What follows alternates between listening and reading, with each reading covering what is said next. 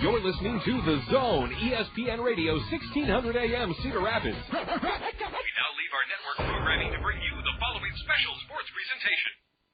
Cedar Rapids Kernels, it's a good time show. Play ball. Are you ready to let the good times roll? Are you ready for Kernels baseball? The Zone, ESPN Radio, 1600 AM, and the Class A affiliate of the Anaheim Angels welcome you to Cedar Rapids Kernels baseball. Now in his ninth season as the voice of the Kernels, here's John Rogers. And good afternoon from Central Michigan. We're in the state capital of Lansing, where the Kernels will be aiming to even their four-game series with the Chicago Cub minor leaguers at a game apiece on the heels of a tough 2-1 loss last night. Tough only in the sense that it was the second Kernel one-run loss in a row, and tough in that the Kernels have dropped 6 of our last 8. But in those in dropping 4 of our last 5, the Kernels have scored just 2, 3, 2, and 1 run in those losses. So the pitching's been pretty good, and last night it was exceptional with Jesse Smith making his 4th start of the season. Jesse retired 18 of the last 19 Lansing batters he faced, including 13 in succession. Jesse Smith, Kernel pitcher, steps to the plate with us next from Oldsmobile Park on the Dugout Interview. You're listening to Kernel Baseball on the Zone. Quiznos Kernels Kids Club members. Did you know that your Quiznos Kernels Kids Club membership card is good for more than just great deals at the ballpark? That's right. By showing your Quiznos Kernels Kids Club membership card at any of the Cedar Rapids Quiznos, you'll receive a free small drink when you buy a Quiznos sub. That's a free small drink with the purchase of a Quiznos sub when you show your Quiznos Kernels Kids Club card. Quiznos, toasty. Who's that cool cooking man? King of the grill, who's your patio? Your patio. Charbroiled cutlet dripping man with the buzz, who's your patio? Your patio. He only cooks lemons, cooks number 1 for taste and fun. Econo Foods is the place to save on Clement's fine products this week. Shop Econo Foods for hot pricing on Clement. Jesse Smith, you were absolutely brilliant in just your 4th start of the season last night, and there were a number of things we could cite or talk about, but I wanted our fans to first hear your initial reaction coming off the most magnificent pitching performance we've had from a starter in the second half. What are your thoughts the morning after? Well, I think as far as yesterday, I kept the ball down. I was getting a lot of movement on my fastball and my changeup, which was causing the guys to miss-hit it, and that's why I got a lot of ground balls, and I obviously wanted to keep my team in the game and get the offense back in the dugout, so I'll hopefully get some run support. And I was pretty happy with going through 7 innings, helped save the bullpen a little bit, and overall I was happy that my pitch count was pretty low. I threw 77 pitches in 7 innings, and that was really good because usually I throw a little more than that. So I think the key to the game yesterday was the movement I had in my pitches. So now, Jesse, how does a pitcher control that element, knowing that he can get movement? Is it something that you have sometimes, something you don't have another time, or is it from the grip? Is it from your release point? How do you get that movement?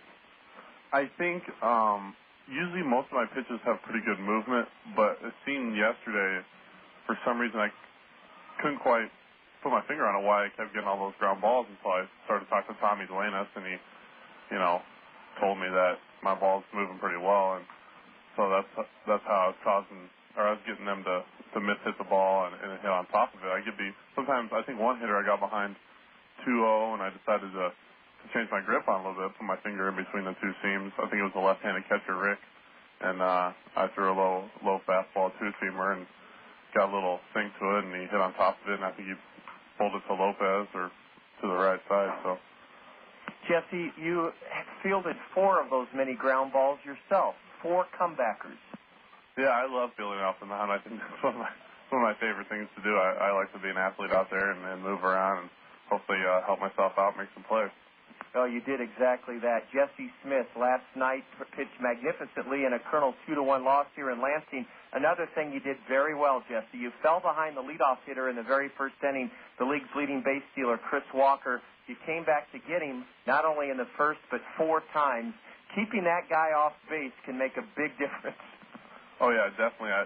One of the keys to this game, and I thought about ahead of time before, a couple days before the start, is I wanted to keep the leadoff hitter off base because those guys can kill you if they get on base. Those guys get on base and they throw off your rhythm, they steal bases, and they cause me to change my timing. So I think that first at-bat was huge for me in keeping the tempo of the game because once I got the confidence of having him off base, it just gave me more confidence to be able to get ahead and to know that, I had confidence in being able to keep Walker off the bases so he wouldn't throw off my timing. And Jesse, as far as the start, you as a starter, this is your second start in succession.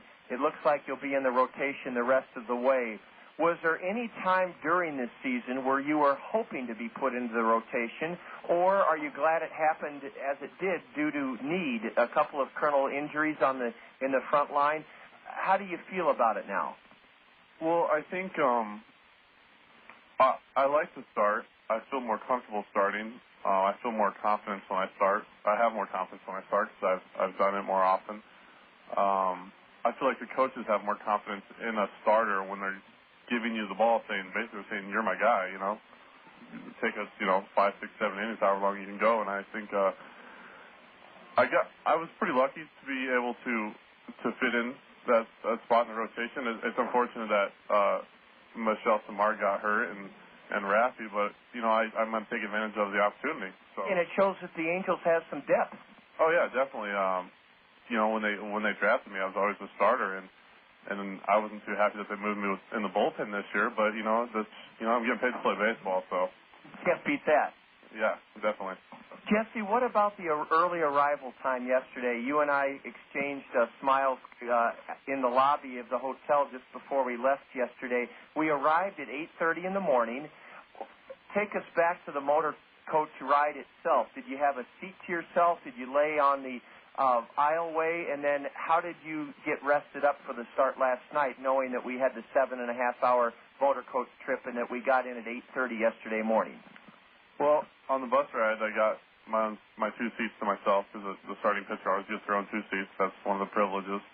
And I don't think Baltazar Lopez liked that too much because I took his seat. But anyway, I don't really sleep very well on the bus, so I probably fell asleep at around 4 finally, maybe 3:30, and I got a little sleep. And then when we finally got there, it seemed like forever. It seemed like we got here. I swear we were in Lansing for an hour, and we finally found the motel, but it just took a while to get here. When we finally got here, I went up to my room about 8:30 and probably fell asleep around 8:45, 9, and slept till about 2 o'clock. So, you do what you got to do, I guess, to get some rest. So.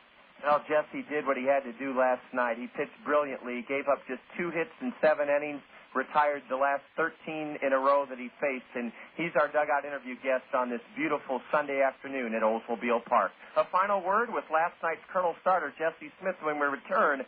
You're listening to Kernel Baseball on the Zone. Toyota Financial Services 1,000-minute reader recognition day is Sunday, September 5th at 1 o'clock at Veterans Memorial Stadium. All you girls and boys who read 1,000 minutes this summer will be greeted on the field by the Kernels at 1 o'clock on September 5th to get autographs. You'll then be honored with a parade around the diamond. Order your tickets for Toyota Financial Services Reader Recognition Day by calling the Kernels at 896-7560. That's 896-7560. Advanced Systems, the leader in office technology, is like a great baseball coach when it comes to office productivity. Advanced Systems makes the most of your team. They do it with the latest technology for office productivity from Canon. They're also like a great trainer. Advanced Systems Advanced Life Support makes sure your office equipment runs at peak levels and fixes it fast if things go wrong. Hit it over the fence with Canon technology from Advanced Systems. Call 832-8291. This is for the 21st century with Advanced Systems. John Rogers back at Oldsmobile Park on Sunday for the dugout interview. The Kernels aiming to even their 4-game set with the Chicago Cub minor leaguers at a game apiece following a magnificent pitching performance from starter Jesse Smith last night. And Jesse, with Keith Vogelmont moving on to a position at Texas Tech University, Trent Clark, the man who oversees all the strength and conditioning in the Anaheim Angel organization, has joined us for the stretch run, and I suppose that is a pretty neat thing to have the head guy in town, but I know some of the pitchers are quaking in their spikes. What is it about Trent Clark that gets the guys riled up and ready to work? I think it's just Trent's whole attitude on the strength conditioning. He's kind of a gun-ho. He doesn't take it lightly. He's serious about it. And that's good. Yeah, it is good. That's what you need. You need a guy that's like that. Plus he's a little older, so like when you got Keith here, Keith's a little younger and he's our age, so he's kind of easily persuaded by us to talk him out of running or things like that. But when Trent's here, he's the head guy and he likes to tell you what to do, and so that's kind of the idea with that. That's why the pitchers are all worried that, oh, he's going to make us run, and we're going to get all tired. Oh, you poor guys. Yeah. Some of them kind of complain, but it's this is part of the job. So. Yeah, it is, and I'm glad to know Trent has that commanding presence. Well, Jesse, finally, tell our listeners what big league club you follow and what is one of your favorite hobbies, because we're going to end this in that area. What big league club I follow? The Cubs. Well, yeah, I follow the Cubs all the time. I grew up watching the Cubs in Nebraska. We always get WGN would be on, and we get the games every single day. So you love trivia. Oh yeah, I love trivia. And here we go, Jesse. Last thing on the dugout interview. Last night's Colonel Roadshow Trivia Challenge question. I think you'll handle it with ease, just like you did last night on the Hill. The Cubs would have 3 members of the 500 home run club had they not dealt this slugger to Texas in 1988. Jesse Smith, the Cubs would have 3 members of the 500 home run club had they not dealt this slugger to Texas in 1988. No drum roll. Do you have the answer? Rafael Palmeiro. Congratulations, Jesse Smith. Yeah. That's fantastic. He, of course, along with Ernie Banks and Sammy Sosa, would be. Jesse, thank you so much. I want you to know what a fun game it was to call last night. You pitched just so well, and it was neat to see you pitching with all that confidence. And you said the phrase twice. You got the Lugnuts, one of the best hitting teams in the year, of the season rather, to miss-hit most of your pitches. When we return home for Labor Day weekend in the playoffs, Jesse, please treat yourself to a $5 meal at any of our Zio Giano's Italian spaghetti houses. Homemade pasta, the best in Italian cuisine. In fact, pasta that will make you sing at Zio Giano's. Jesse Smith, thank you so much. Thanks a lot, John. I appreciate it. Jesse Smith, last night's Colonel starter, who pitched so very well. Up next, Sunday afternoon starting lineups from Michigan State Capitol. You're listening to Colonel Baseball on the Zone. Okay, so I'm dropping my daughter off at daycare, and as I'm walking out, I see myself in the double doors. Uh-oh. Uh-oh is right. My hair looks terrible. My ends are all scraggly, and my roots. Did you see my roots? I can't believe I've been walking around like this. Have you tried Costco? Oh, I'd love to get my hair done, but who has the time? With work and the kids, I barely have time to find matching socks, let alone time for my hair. Besides, I need the work. Just go to Cost Cutters. They'll have you in and out and looking great in no time. Yeah? Yeah. At Cost Cutters, the stylist will keep you looking great with a new cut, some color, even highlights. Check out mine. Oh, so Cost Cutters is your secret. Yep. I even get my favorite products there. You know, shampoo, conditioner. That's it. I'm going to Cost Cutters. Right now? My roots. Thank you. There are a dozen Cost Cutters here in our area, each offering a relaxed, convenient hair care experience with no appointments and no hassles. Cost Cutters make things easy and affordable with professional stylists who care about you. Cost Cutters. Live your life. We always have time for your hair.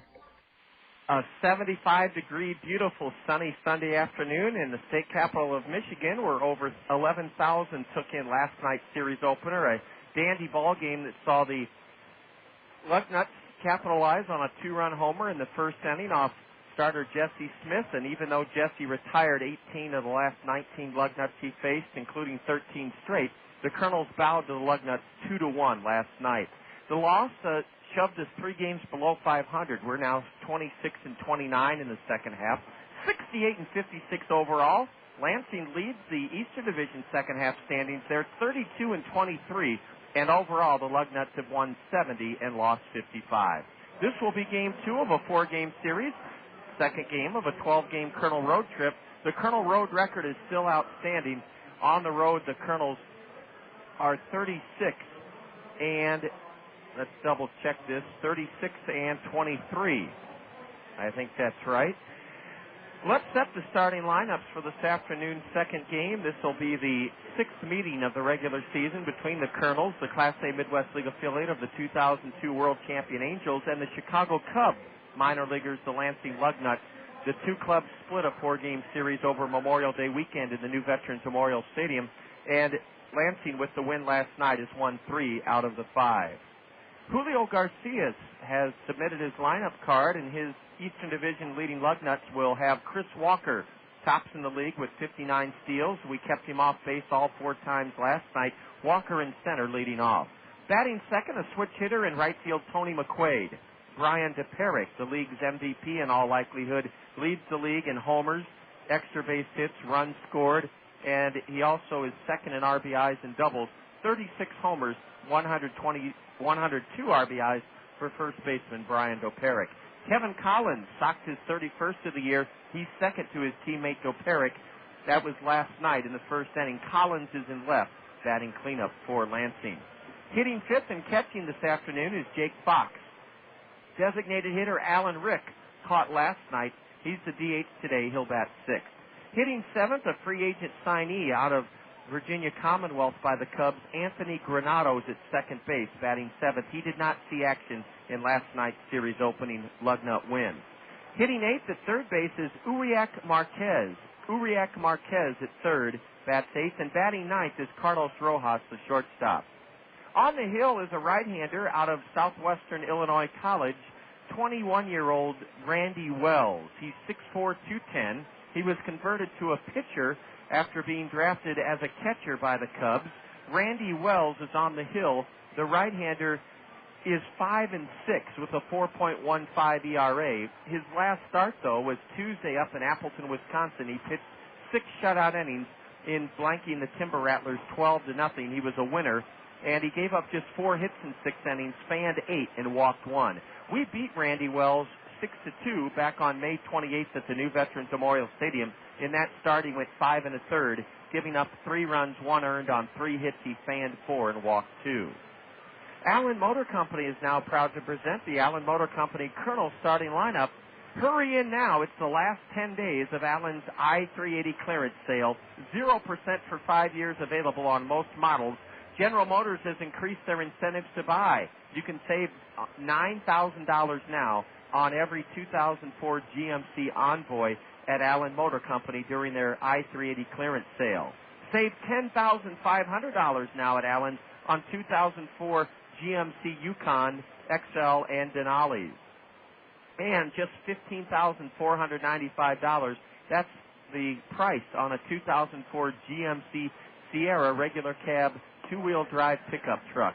Just $15,495. The Allen Motor Company Kernel starting lineup has Howie Kendrick leading off at second base this afternoon. The shortstop at second, that's Ryan Leahy. Batting third, Baltazar Lopez, the Kernel first baseman. Batting cleanup is Bobby Wilson. Wilson will catch and bat cleanup this afternoon. Bobby had one of our 3 hits last night, a leadoff double in the 7th inning, but he was stranded. Blake Balcom bats fifth in the Allen Motor Company order, and he's in left field. Batting sixth, the center fielder, Matt Pauley. Pauley's playing center for the first time this season this afternoon. Batting seventh and playing right field is Warner Madrigal for the Kernels. Matt Brown will be at the hot corner, and Matt will hit eighth in the Allen Motor Company order. And hitting ninth, the designated hitter, Michael Collins from Australia. Collins, the DH, will bat ninth. On the hill for the Kernels, making his 21st start of the year, 8-6 on the season, 23-year-old right-hander Chris Hunter. Chris is from Utah Valley State Junior College, making his 21st start, 8-6, a 4.01 ERA. Hunter was a 6-2 loser his last time out. That was Tuesday at home against South Bend. He pitched well. He went 7 innings, surrendering 4 runs to the Silverhawks, only 3 earned. On 8 hits, Hunter struck out 3 and walked 1. Chris Hunter is hurling today for the Kernels. Our Anderson and Brown Eye Care umpiring duo is out on the diamond. Bobby Price will be behind home plate. Dixon Sturman on the base paths. Anderson and Brown Eye Care proud to present this afternoon's umpiring crew. Anderson and Brown Eye Care is your family eye care center. Anderson and Brown Eye Care is great with children, and Anderson and Brown Eye Care is our area's leader in ocular health prevention and management. Now would be a great time with school starting this next week tomorrow to get your kids in for their annual eye checkup at Anderson and Brown Eye Care. The Lansing Lugnuts take the field on this gorgeous afternoon at Oldsmobile Park. Lansing in their white home uniforms, black numbers, trimmed in red. They have red caps with black bills, no hint of blue, even though they're the Chicago Cub Midwest League affiliate. With Lansing on the diamond and the Kernels coming out of their third base dugout in their red knit batting practice tops, let's pause to honor America with the singing of the Star-Spangled Banner.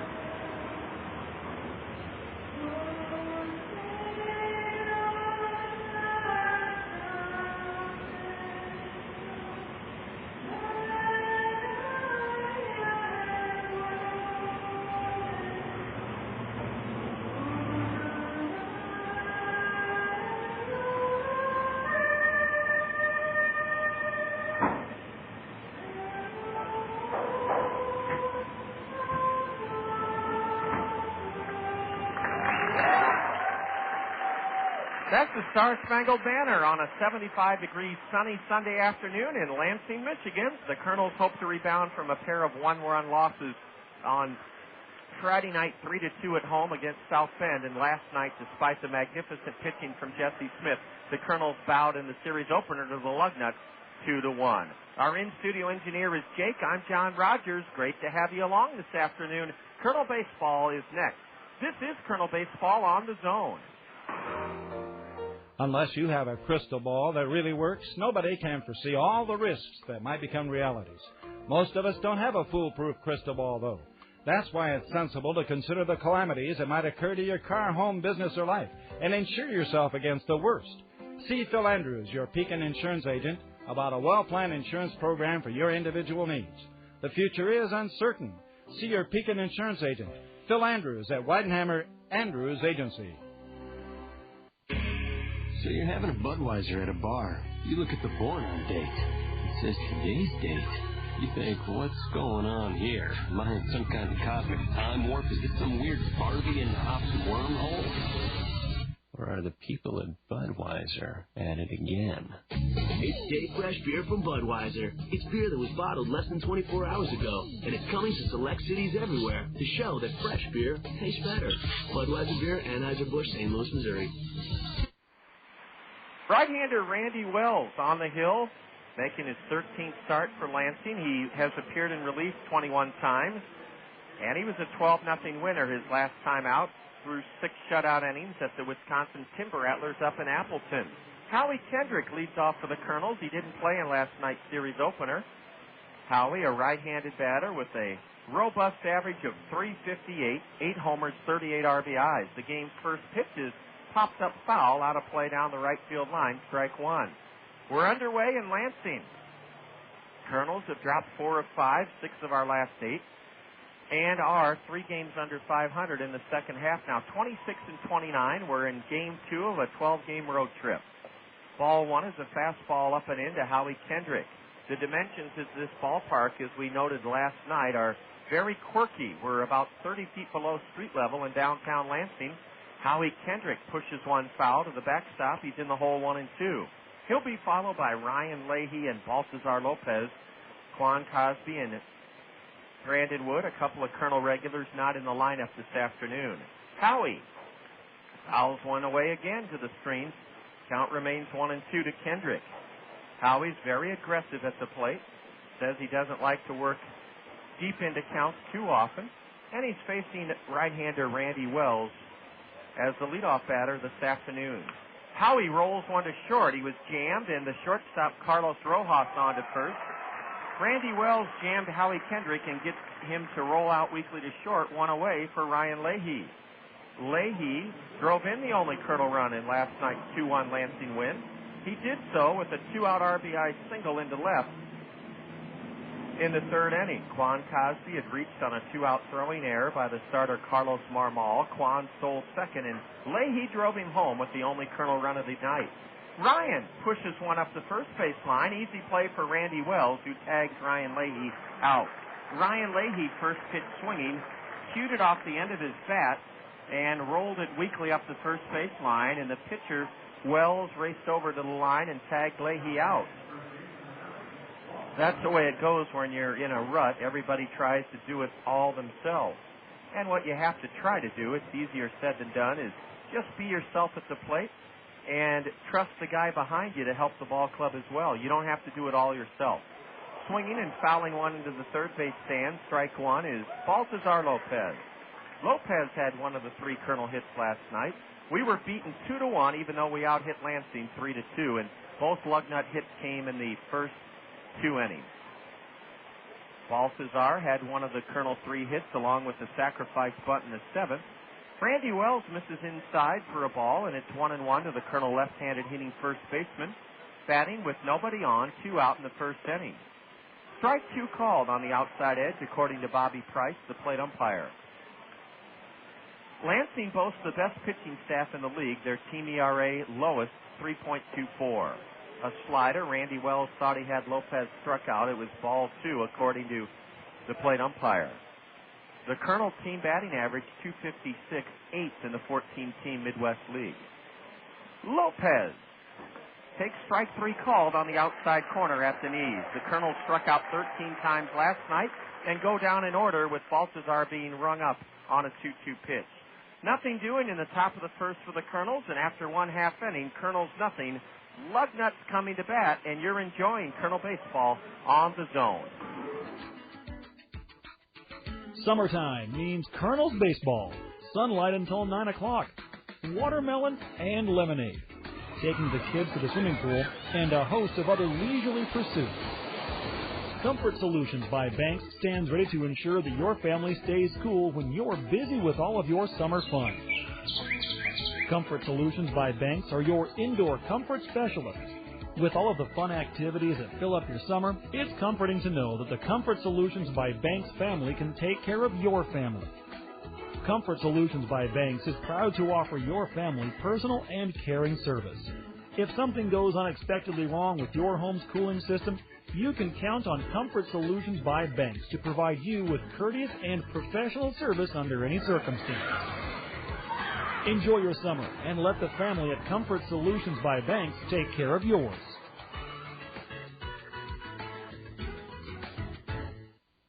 What is ESPN Radio?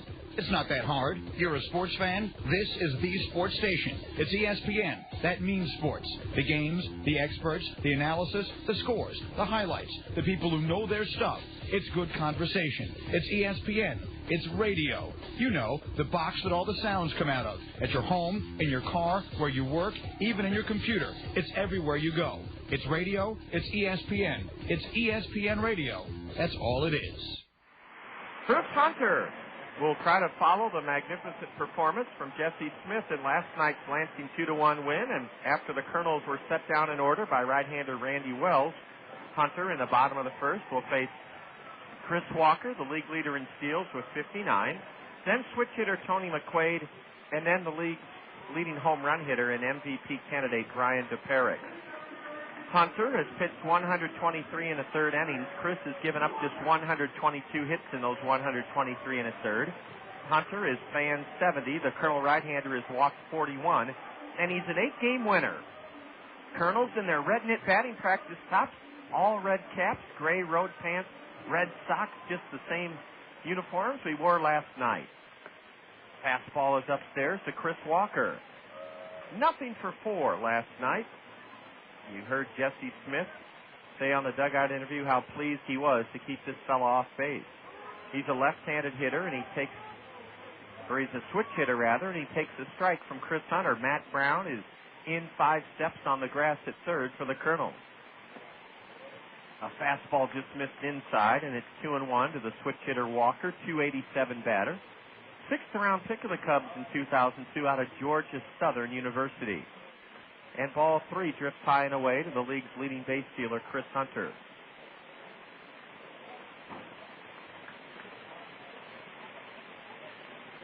Or to the league's leading base stealer, Chris Walker. Chris Hunter now delivers strike 2 called on the outside corner. Jesse Smith fell behind Walker last night 3-0 and came back to get him. The count is full on Walker and Chris Hunter's payoff pitch.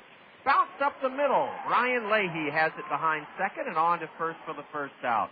Chris Walker bounced one past the mound, and there was the Colonel shortstop Leahy flashing to his left to glove it and throw out the speedster, 1 away.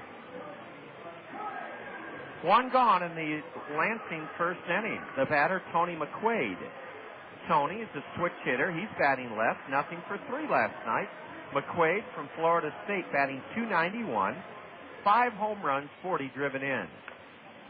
And he bounces one off his foot. It ricochets high into the air in front of the plate where Bobby Wilson was about ready to throw it down to first. The Colonels overall are 68 and 56. Lansing is 70 and 55. The Colonel road record 36 and 23. And at home, we're 32 and 33. Chris Hunter's 0-1 delivery. Just missed outside, a changeup. 3:05 is all it is down the lines here at Oldsmobile Park, but the wall is 30 feet high. McQuaid shoots one foul high up into the net for strike 2. The wall's 30 feet high down the lines, and then it angles out to 330 in left and 337 in right. That's where the wall becomes 12 feet high, not 30 feet high. And Uncle Charlie is inside, and it's ball 2 to the batter. Straightaway center field here is 406 feet away. It's an 8-foot-high green padded wall.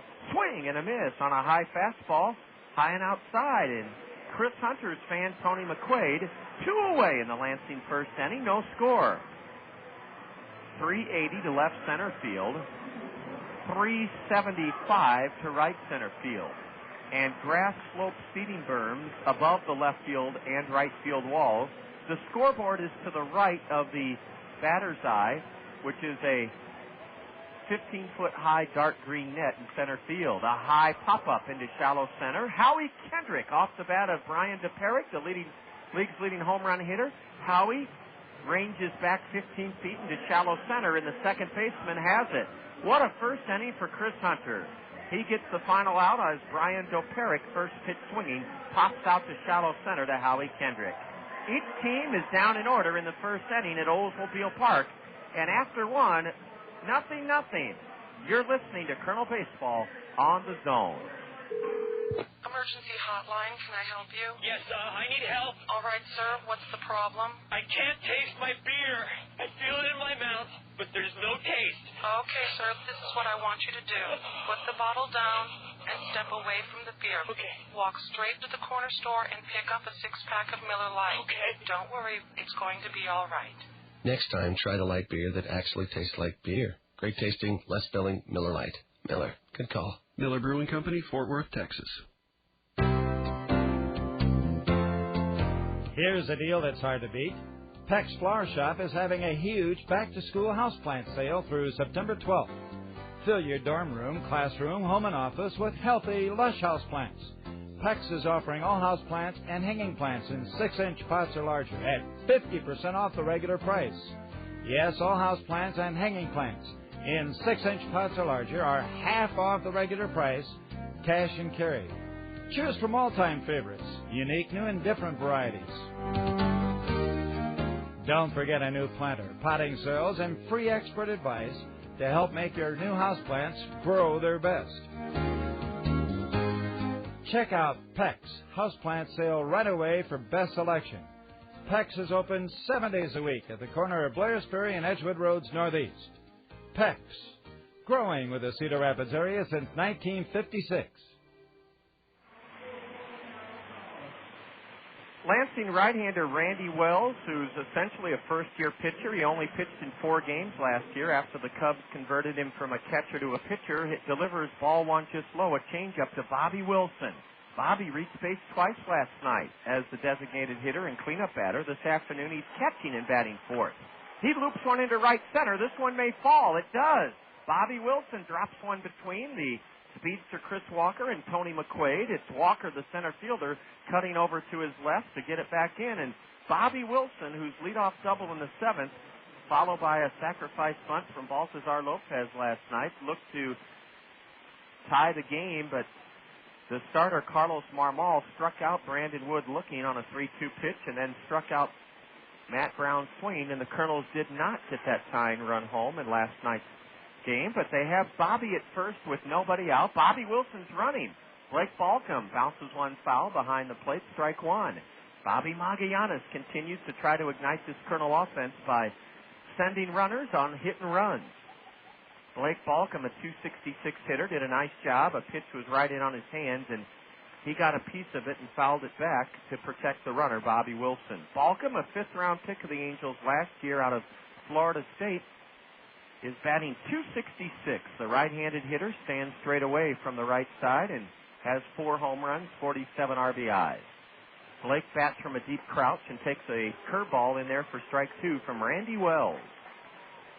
Randy is from a small town in southwestern Illinois called Lebanon, Illinois, and it produced one of the best United States middle and, well, really a distance runner in all time, Craig Virgin, who went to the University of Illinois. Ball one in the dirt, wasted by Randy Wells. The catcher, Jake Fox, blocked it. Wells is from Lebanon, Illinois, and that's where Craig Virgin, a former United States distance standout, grew up. Bobby Wilson being held at first by Brian DePerick. Outfield plays Blake straight away. Ball 2 just inside a fastball. We're only 6 blocks from the state capitol. And this stadium was built in 1996. We had over 11,000 last night. It looks like we have between 3,500 and 4,000 here today. There's no grandstand roof here at Oldsmobile Park. The only roof is a circular roof that caps the press box level here. Blake Balcom down on strikes. A good changeup gets Blake swinging. Second strikeout for Randy Wells, who is a strikeout pitcher. In 91 innings, this hurler has fanned 105 batters, given up just 87 hits in 91 innings, walked 37, and the Kernels continue to strike out too much.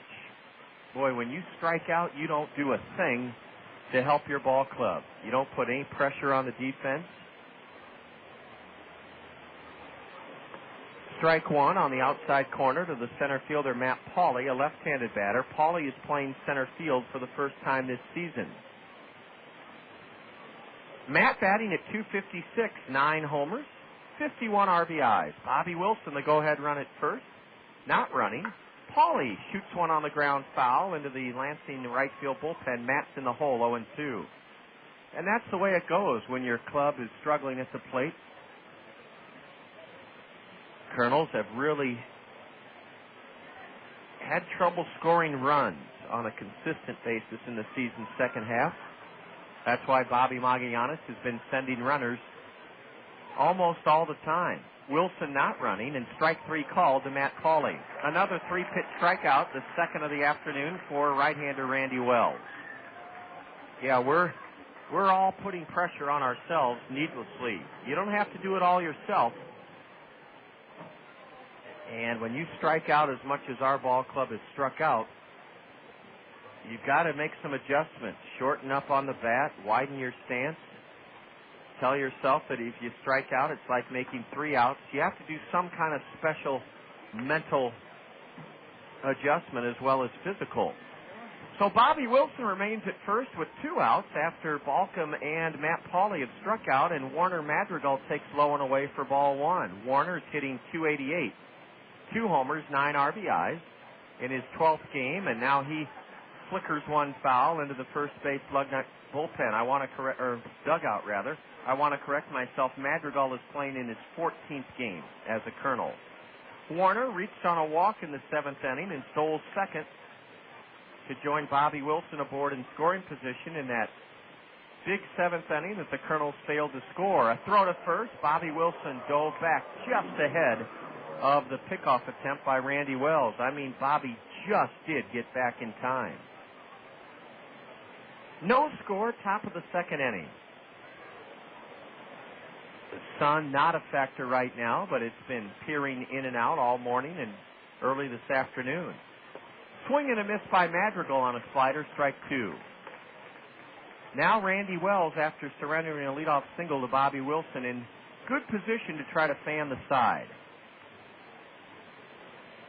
The Colonels are second to Lansing in home runs. We've belted 109 in 124 games. The Lugnuts have hit 133 to lead the league.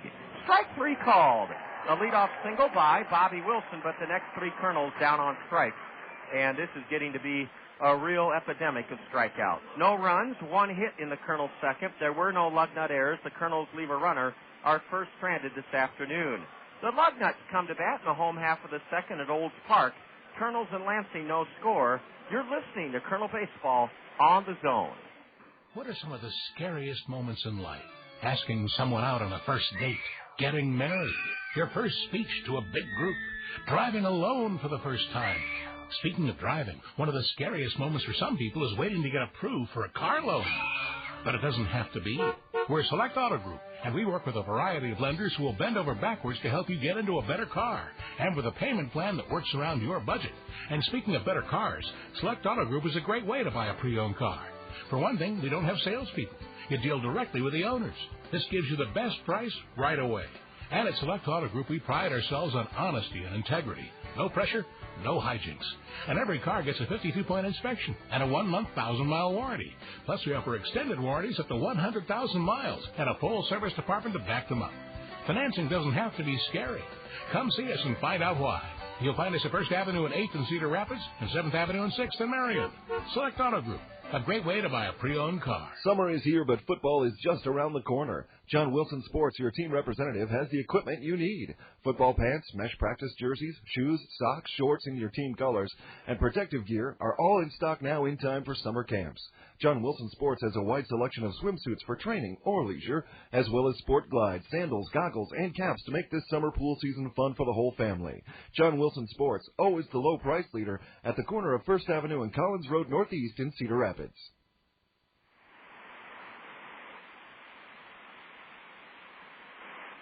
Kevin Collins, a left-handed hitting cleanup batter who belted his 31st of the year last night in the first inning that turned out to be the game winner, a 2-run blast off Jesse Smith, will lead off against Chris Hunter. No score, bottom of the 2nd inning. The Kernels this afternoon have an infield of Matt Brown at third, Ryan Leahy at short, Howie Kendrick at second, and Baltazar Lopez at first. Playing very deep and into right center is Matt Pauley in center field. Boy, Pauley's playing deep. As deep as I've seen any center fielder play this year, and so is Warner Madrigal in right. Madrigal is 3 steps from the warning track in right. Chris Hunter's first pitch is taken upstairs for ball 1. The next pitch is also high, ball 2. Chris Hunter retired the side in order in the Lansing first inning.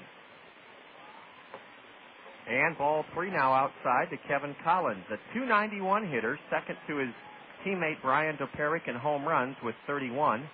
And he's driven in 76 runs, one behind our own Matt Brown.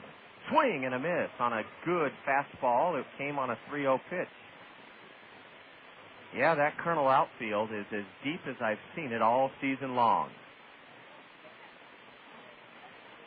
Collins is still ahead 3-1, and he takes strike 2 at the letters. So Chris Hunter not giving in, behind 3-0, and he's come back to run the count full to the left-handed hitting batter, Kevin Collins. Now the payoff pitch. Swing and a miss on a slow curveball. Kevin Collins was ahead 3-0, and Chris Hunter came back to strike him out, and that's 4 straight retired by the Kernel starter here this afternoon. Wow. What a pitching sequence by Chris Hunter. Right-handed hitting Jake Fox now bats, and a curveball is right in there at the knees for strike 1.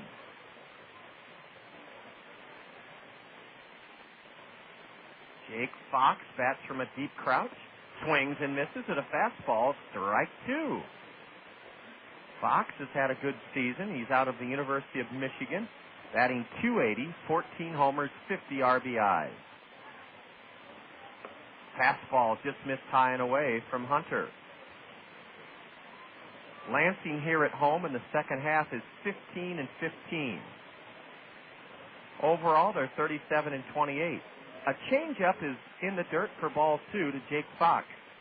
Fox was a third-round Cub pick last year. He's 22 years old, and he played in 15 games with Mesa, 29 here in Lansing last year. Hunter's pitch is swung on and missed, strike 3. Jake Fox is fanned, and that's 3 strikeouts for Chris Hunter. He's retired 5 straight Lugnut batters.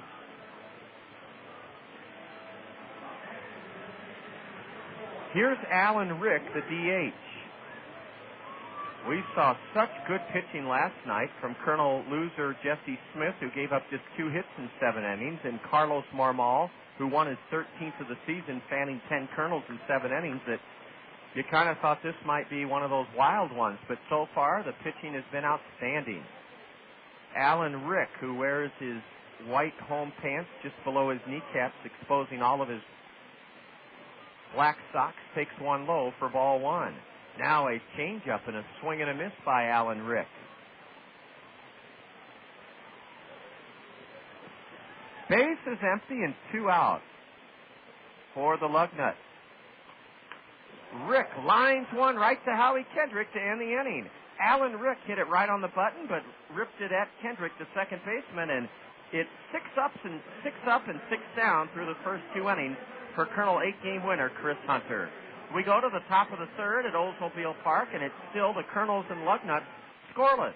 You're enjoying Kernel baseball on the Zone. Whether you're a serious athlete or a weekend warrior, injuries can take you out of your game. Smart athletes know that Physiotherapy Associates in Cedar Rapids are the experts in the treatment and prevention of sport-related injuries. Our expert staff serves the metro and surrounding area high school athletes. Physiotherapy Associates of Cedar Rapids, the smart choice in sports medicine. Call us at 398-1569. That's 398-1569. We'll get you back in your game today. Checking out the classifieds? Yeah, I'm tired of working at dead-end jobs. I want to work for a company that offers opportunity. You know, I just got a job at Access Direct, and they're looking for people like you. Really? What makes Access Direct so different? I'm making $9 an hour, and I'll be getting a 50-cent increase within 6 months. Plus, there's always room for advancement. How about benefits? Access Direct has a full benefit package that includes 401k. And vacations? Access Direct offers 10 days vacation plus holidays. Why am I looking in the classified? Put that paper down. Can we go to Access Direct right now so I can apply? Let's go. Don't settle for just any job. Find your future at Access Direct. You'll enjoy a relaxed, friendly work environment, and you'll work with great people just like yourself. Plus, you'll receive a competitive wage, benefits including 401k, 10 days vacation, and holidays off. Check out Access Direct today, corner of Wiley and Williams Boulevard, and just off the Coralville Strip in Coralville. We've completed 2 innings already on this partly sunny, delightful Sunday afternoon. Game 2 between the Kernels and Lansing Lugnuts, and the 6th meeting this season between the 2 ball clubs. Popping one foul beyond the reach of Brian Doperic into the first base stands is Matt Brown. The dugout tops here are green. There's no advertising on the dugout tops. A prominent sign is in left center field, Miller Lite, and that leads up to a red tent called Gasoline Alley, a picnic patio up there in deep left center field. Matt Brown, a .235 hitter, is in the hole 0-1, and now he's in the hole 0-2, strike 2 called. Brownie, 22 homers, 3rd highest total in the league. He's 4th in the league with 77 runs driven in. Randy Wells stands with his arms fully extended in front of his chin. That's his picturesque statue pose, and now he winds and fires. Strike 3 called. And that's 4 straight strikeouts for the converted catcher, Randy Wells. He gets Matt Brown looking at the knees. The last 3 Kernel hitters have not only struck out, they've gone down looking. And that's already 5 strikeouts, 4 in a row for Randy Wells. He's won 5, he's lost 6. His ERA 4.15. The number 9 hitter in the Kernel order is Michael Collins, the designated hitter. The Australian's a big right-handed batter with a .221 average in 23 games. 1 homer, 11 RBIs. There's Randy Wells getting ahead once again with a breaking pitch at the knees. And you have to really hand it to this Lansing pitching staff. They're ranked 1st in the Midwest League, and you can see why. Their pitchers get ahead of virtually every hitter. Ball 1 is low and outside to Michael Collins, a breaking pitch. Collins is the number 9 hitter in DH. He did not play in last night's series opener. Wide stance, straight away, and he shoots one over the net, foul, into the suites to our right. There are 10 suites to our right, 10 to our left. And as I said, there's kind of a backward C-shaped roof on top of the suite. The stadium, though, is open air. Open air with no grandstand roof. A gigantic scoreboard in right center field. Strike 3 called to Michael Collins. The last 4 Kernels have struck out looking, and the last 5 in a row have been strikeout victims. And that's already 6 strikeouts this afternoon for Randy Wells. The Cubs may have really found something in this fella. Look, after all, look what the Angels did with Troy Percival. He was a catcher, too. Howie Kendrick bunts back to the mound for the 3rd out of the inning. Randy Wells is toying with the Kernels. Howie Kendrick on a first pitch popped a bunt. Right back to the mound, Randy Wells did not have to move a single inch. And down in order go the Kernels in the top of the 3rd inning. Through 12 innings in this series, the Kernels have 1 run on 4 hits in 12 innings. And after 2.5 this afternoon, it's the Kernels and Lugnuts, no score. And you're listening to Kernel Baseball on the Zone. Gas prices giving you the blues? Get into Randy Keel Honda and save with great fuel mileage on all Hondas in stock. Still need the SUV, you say? Well, the competitive CR-V will get 24 miles to the gallon. The safest, best family sedan, the Honda Accord will definitely save the family pocketbook with 34 miles to the gallon. Save even more on gas mileage with the compact Civic, getting you there in 38 miles to the gallon. Or the amazing fuel mileage of the Honda Civic Hybrid, 48 miles to the gallon. And that is in the city. Randy Keel Honda has a huge selection of pre-owned Hondas, too, all with exceptional fuel mileage. Randy Keel Honda, the home of confidence, has many other pre-owned vehicles priced to move as well. Randy Keel Honda boasts the best prices in Iowa on new and pre-owned vehicles. Start the savings now and get into Randy Keel Honda, 4425 Centerpoint Road Northeast, or on the web at randykeel.com. Dick Ramsey is the #1 home seller for the #1 real estate company, Skogman Realty. That means when you're marketing your home for sale or searching for the ideal home to buy, Dick Ramsey's home team will get you the results you deserve. Dick Ramsey's home team has the best deal going. Buy one of their homes, and Ramsey will buy yours. That's the winning edge Dick Ramsey's home team will deliver to you. Dick Ramsey, the #1 home seller for the #1 real estate company, Skogman Realty. Anthony Granato, trying to become the first base runner for Lansing, misses on a bunt attempt, strike one. Chris Hunter has looked every bit as tough as Randy Wells. Both right-handers have thrown nothing but aspirin tablets early in this game. No score, bottom of the third. Granato, a right-handed batter, now takes a curve for strike two called. We have a winner to congratulate from last night's Kernel Roadshow Trivia Challenge question that had you log on to our website to email us with your answer. Look out, an 0-2 pitch hits Anthony Granato up in the upper shoulder, and you know what happens ordinarily when you hit a fella on an 0-2 pitch. It usually leads to a pretty big inning. Chris Hunter ahead of Anthony Granato struck him on an 0-2 pitch. It's the 14th hit batter by Chris Hunter this season. Uriak Marquez may be bunting, or the Lugnuts may try to break out on top with a hit and run here.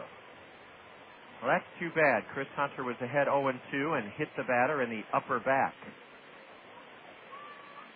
Uriak Marquez in 30 games, batting .237. The runner at first, Anthony Granato, in 23 games, 3 steals and 4 attempts.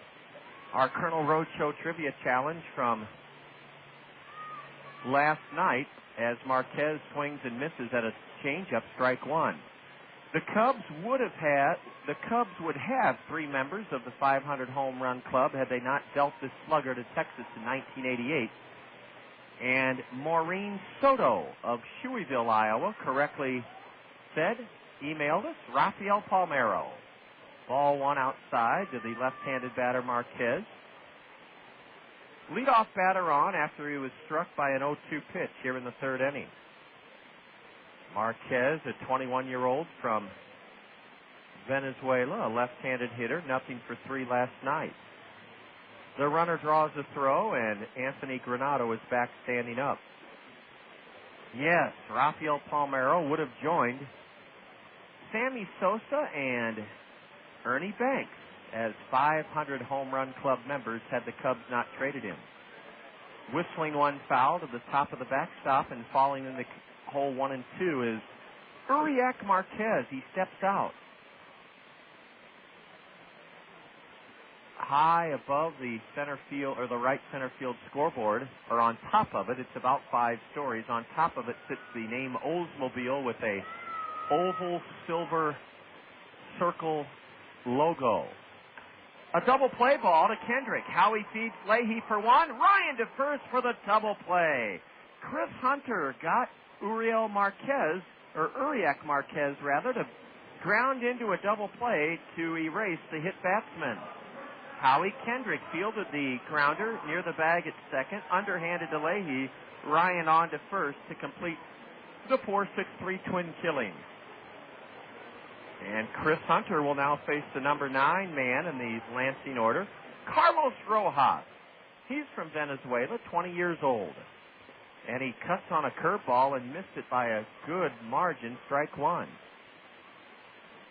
Last night's Kernel Roadshow Trivia Challenge question winner, Maureen Soto of Shoeyville. Congratulations, Maureen. You've earned yourself a Jared Washburn bobblehead doll. Strike two to the batter. Chris Hunter looks sharp here this afternoon. He's pitched very well all season long. A changeup is in the dirt for ball one. We'll have another chance for you to earn a Jared Washburn bobblehead doll when we ask you to log on to our website and answer our Kernel Roadshow Trivia Challenge in the top of the 5th inning here today. Swing and a miss on a changeup, and Chris Hunter has 3 shutout innings in the book. He has fanned 4 Lugnuts in just 3 innings.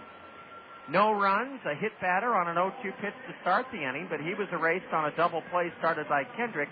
There were no hits for Lansing, no Kernel errors, and the Lugnuts leave the bases empty. After 3, it's 0-0 at Oldsmobile Park between the Kernels and the Lugnuts. And you're enjoying Kernel baseball on the Zone. Kernels fans, your Cedar Rapids Taco Bell restaurants have something new for you to cheer about this season. A Taco Bell 10 spot. When the Kernels score 10 or more runs in any game this season, you'll score beef tacos for just 39 cents the very next day at any Cedar Rapids Taco Bell. That's a savings of 50 cents per taco. Limit 10 per customer. Remember, when the Kernels put up a Taco Bell 10 spot by plating 10 or more runs in any game, you get up to 10 39-cent beef tacos the very next day at any Cedar Rapids Taco Bell. What's wrong with you, Bugsy? You look like you lost the roof over your head. That's exactly what happened, Dollface. You see, we got another family trying to move into our territory. The termite family. They already ate my weekend hideaway, and they gotta be stopped before they take over the whole town. Oh, Bugsy, they're so tough and mean. Don't go getting yourself hurt or nothing. Don't you worry your pretty little head, Toots. I'll get someone else to do my dirty work. Someone I can trust to put the termite family out of business. Certified Pest and Termite Control. With Certified Pest and Termite Control, I know the termite family will be wearing cement shoes and sleeping with the fishes. You can trust the experienced, fully licensed staff at Certified Pest and Termite Control. Certified offers guaranteed inspections and a 10% discount for seniors. For pest control service and supplies, look for the Giant Ant at 1141 16th Avenue Southwest in Cedar Rapids.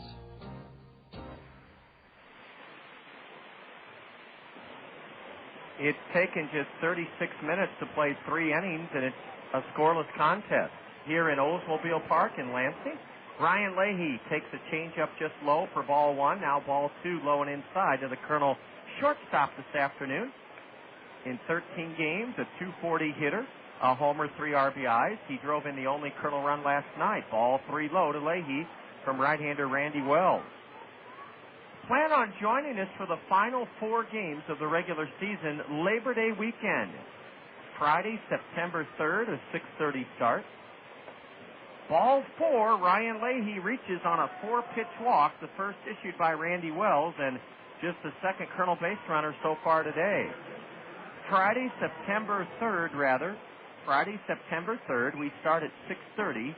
Saturday, September 4th, a 6:30 start at the new Veterans Memorial Stadium. Sunday, we honor our Toyota Financial Services Colonel 1,000-minute readers with a 2 o'clock start. Kids, you can run the bases after the game on Sunday, September 5th. And then Labor Day itself, Monday, September 6th, we play at 2 o'clock as well. Myra Noodleman will be entertaining during Labor Day weekend. And we'll have a baseball giveaway. A ball outside to Lopez, now a slider at the knees for a strike. So lots to look forward to. Fan Appreciation Day is always fun with special offers on souvenir and concession items. Baltazar Lopez belts one deep to left over the head of Kevin Collins and off the wall. Ryan Leahy's being waved home, and the relay throw to the plate. Leahy is safe at the plate. The catcher dropped the ball. Leahy came sprawling across the ditch awkwardly, but he scores on an opposite field double, socked over the head of Kevin Collins by Baltazar Lopez. Leahy is home on an awkward slide. The catcher, Jake Fox, took the relay throw from shortstop Carlos Rojas, bobbled it, then dropped it. Ryan Leahy kind of belly flopped or tripped across the plate. Wasn't sure he tagged it, so after the plate umpire Bobby Price signaled safe, Leahy scrambled backwards and made sure he tagged the plate. And it's 1-0 Kernels here in the top of the 4th inning. The batter, Bobby Wilson. Lopez at second with nobody out. On a curveball, Wilson laces it foul down the right field line into the seats.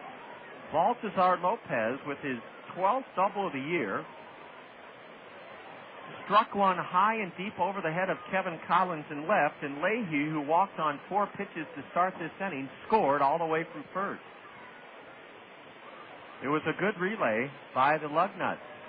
Now Bobby Wilson, who opened up the second inning with a base hit into right center, lays off a changeup in the dirt for ball 1. 1-1 to Bobby Wilson. He'll try to hit the ball to the right side of the infield to get Lopez over to third. Baltazar's at second with nobody out, and a strike is called to Bobby Wilson. A fastball inside corner just below the belt. Baltazar Lopez with an opposite field double. Driving home Leahy all the way from first. Let's see what Bobby Wilson can do on this 1-2 delivery. A bouncer to second, and Bobby did his job. He's thrown out by Anthony Granado, but what great fundamental execution by Bobby Wilson. Bobby knew what he wanted to do, knew what he had to do, and he did it. He'll receive a royal welcome of congratulations in the Colonel third base dugout as Bobby Wilson here in the top of the fourth inning succeeds in getting Baltazar Lopez over to third for Blake Balcom. Balcom struck out his first time up. Blake will try to put the Colonels ahead 2-0 with the Lansing infield in for the play at the plate here in the top of the fourth inning. 1-0 Colonels. Ball one low and away to Blake Balcom. For that final homestand of the year, tickets can be had in one of two easy ways. You can log on to our website at www.kernels, KERNELS.com. A high changeup, and Balcom swung and missed, strike one. 1-1 to Blake. Lopez at third with one out. Baltazar has staked the Colonels to a 1-0 lead here in the top of the fourth inning. So you can order tickets by logging on our website, www.kernels.com, or by calling our box office. I'll give you that number in just a second. Blake went around on a pitch in the dirt. Didn't mean to. He's in the hole, 1-2. Infield in for the Lugnuts. Marquez at third, Rojas at short, Granado at second, and Doperic at first. They're all in to try to cut down Baltazar Lopez should he try to score on a ground ball. Bobby Wilson was able to stroke one to second on a 1-2 pitch moments ago to get Lopez to third. Let's see if Blake Balcom can put the ball in play. No, he can't. A swing and a miss on a curveball.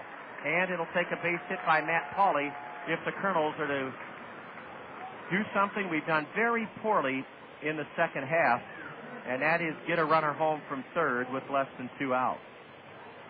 A big strikeout by Randy Wells of Balcom after Bobby Wilson did his job to get Baltazar Lopez to third.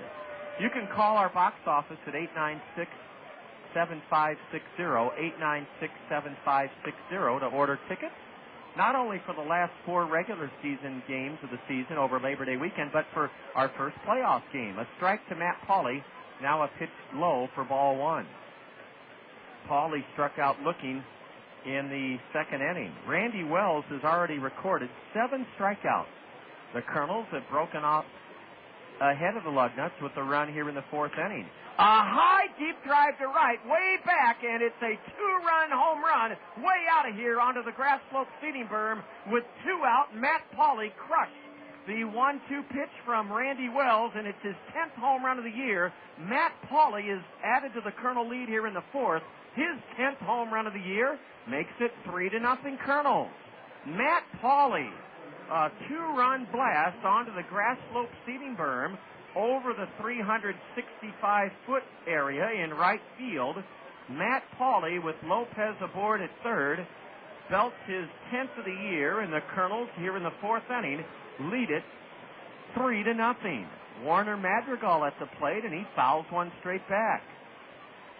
Matt Pauley is 10th of the year, driving home Lopez from third to make it 3-0 Colonels here in the top of the fourth inning. Baltazar Lopez pushes one past the mound on the ground. It's backhanded at second by Granado, and he throws out Madrigal to end the inning. The Colonels with a good fourth inning, 3 runs on 2 hits. A leadoff walk by Leahy got it all started. There were no Lansing errors. The Colonels leave the bases empty. After 3.5 at Oldsmobile Park, a promising start today for the Colonels, who lead the Lugnuts 3-0. And you're listening to Colonel Baseball on the Zone. Dan Patrick and Ron Dibble. What is the total now? I don't have the tattoo tote board on Rex Dibble. I think he's approaching 20. When he's dressed reasonably well, like if he wears a suit, can you see any of the tattoos? No, but he wears mediums. Would you say that's right, Phil? Yes. Yeah. Kind of a small and a medium shirt. Is he changing that with the whole steroid controversy? Well, there's been random testing in here. He tested positive for ho-hos and ding-dongs. I do know that. The Dan Patrick Show, weekdays on ESPN Radio. When it comes to insurance and financial services, think smart. Think about Farm Bureau Financial Services. For auto, home, life, farm and ranch, retirement funding, and business protection, call Barb Seek in Center Point. More products, more services, more of your needs met. So for more information, call Barb Seek in Center Point. Farm Bureau Financial Services, more than you think. Farm Bureau Life Insurance Company, West Des Moines, Iowa. The way to pocket important savings is to take advantage of Chevron motor oils and lubricants from the Otson Oil Company, your local Chevron oil distributor.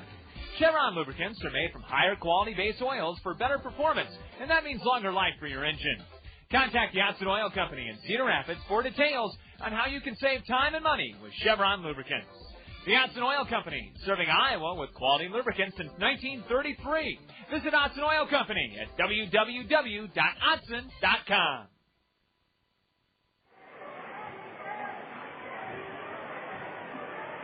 The Kernels have given Chris Hunter a 3-0 lead as Hunter faces the top of the order in the top of the fourth inning. Chris Walker takes a strike, a fastball on the outside corner from Chris Hunter, an 8-game winner for the Kernels.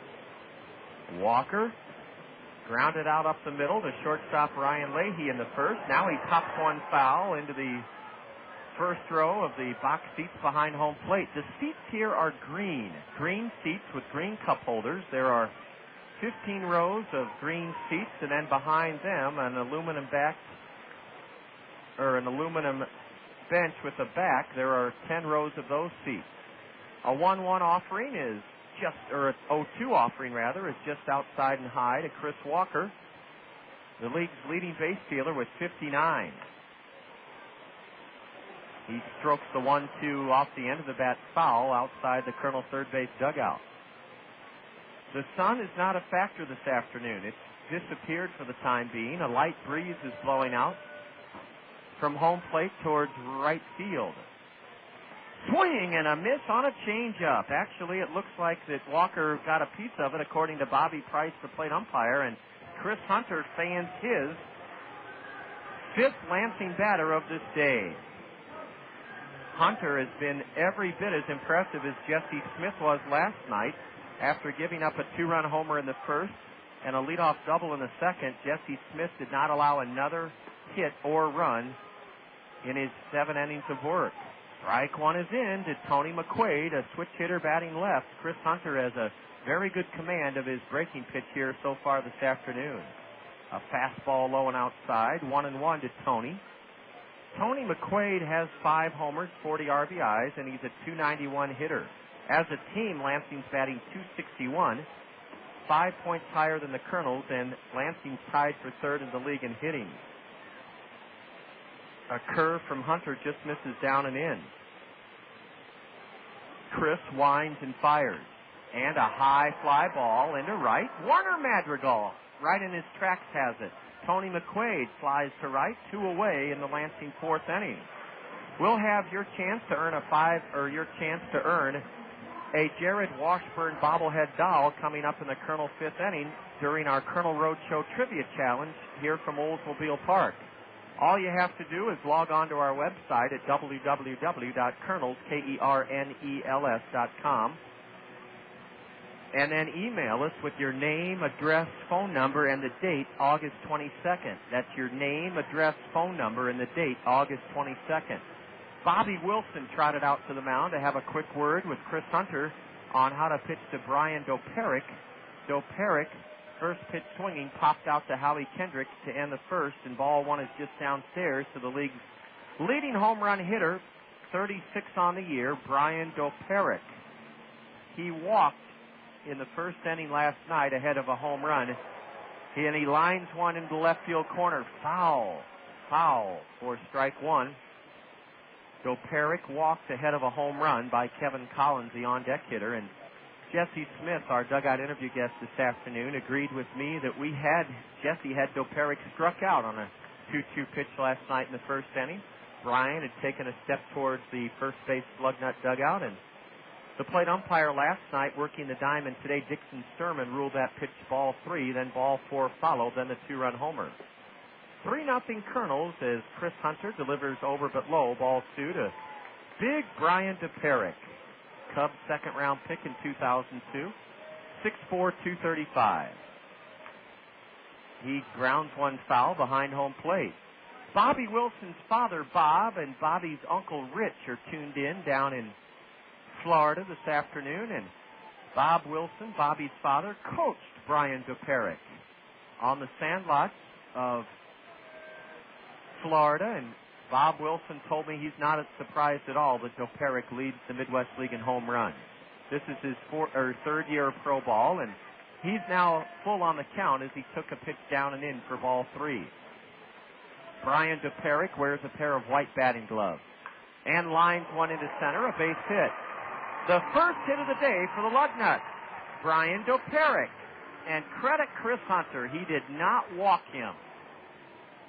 He made him earn his way on. Kevin Collins now the hitter. This is the fellow that the Kernels back way up for in the outfield. Remember when you were playing in somebody's backyard or on the playground at school and the big slugger would come up and everybody would turn around from the infield and say, "Scoot back, you guys, scoot back, so-and-so's up." Well, that so-and-so in this ballgame is Kevin Collins. A high pop-up to the left side of the Kernel infield. Matt Brown, the third baseman, staggers underneath it and one-hands it to end the inning. The wind got a hold of that one and kind of played tricks on Brownie, but Matt Brown brought it down safely for the final out of the Lansing fourth inning. No runs for the Lugnuts, one hit with 2 outs. There were no Kernel errors, and the first man stranded by Lansing left here in this fourth inning. Chris Hunter's been magnificent, just as Jesse Smith was in last night's series opener. Kernel Roadshow Trivia Challenge coming your way in the top of the 5th. Kernels lead the Lugnuts 3-0, and you're enjoying Kernel Baseball on the Zone. Solid Waste and Recycling Services reminds you how to prepare your garbage for curbside collection. Oh, tell me more. Make sure you use a 35-gallon garbage can or a large plastic bag. The weight limit is 40 pounds. If you have more garbage than fits in your can or bag, or weighs more than 40 pounds, buy a sticker. How much are they? A $1.25 sticker is required for each additional garbage can or bag you set out. Where can I buy one? You can buy garbage stickers at any grocery, convenience, or drugstore. Solo Mexico, her voice soars above a sweet Spanish guitar. And like a dance like Dexter Pepper, originality made her a star. The taste of Dexter Pepper, the taste of originality, the roots individuality, and gives life a personality. Be you, do what you do. Be you, and express, that's forever. And then it's on the stage, a child came of age with a song of passion from the heart. And everyone could tell Anna Gabrielle was an original from the start. The taste of Dr. Pepper, the taste of originality, the roots individuality, and gives life a personality. Be you, do what you do. Be you, nothing's better, not forever. Be you, do what you do.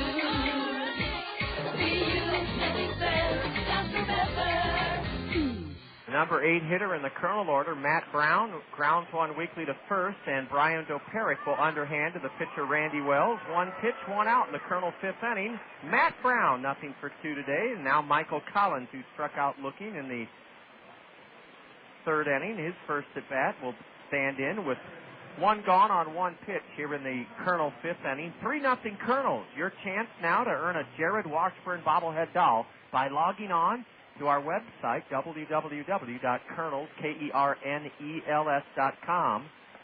Strike 1 to Michael Collins, a letter high fastball. As you log on to our website, you'll click on the special link on the right side of the home page to a bouncer over the hill, and it's backhanded behind second. The long throw by Granado, out at first base. What a play by Anthony Granado. He got behind second and took that bouncer with his momentum carrying him towards left center field. Anthony Granado still got enough steam on his throw to nip Michael Collins, who was robbed of a single by Anthony Granado. A terrific play behind second base by Granado. Howie Kendrick has grounded to short and popped to the mound, trying to bunt his way on.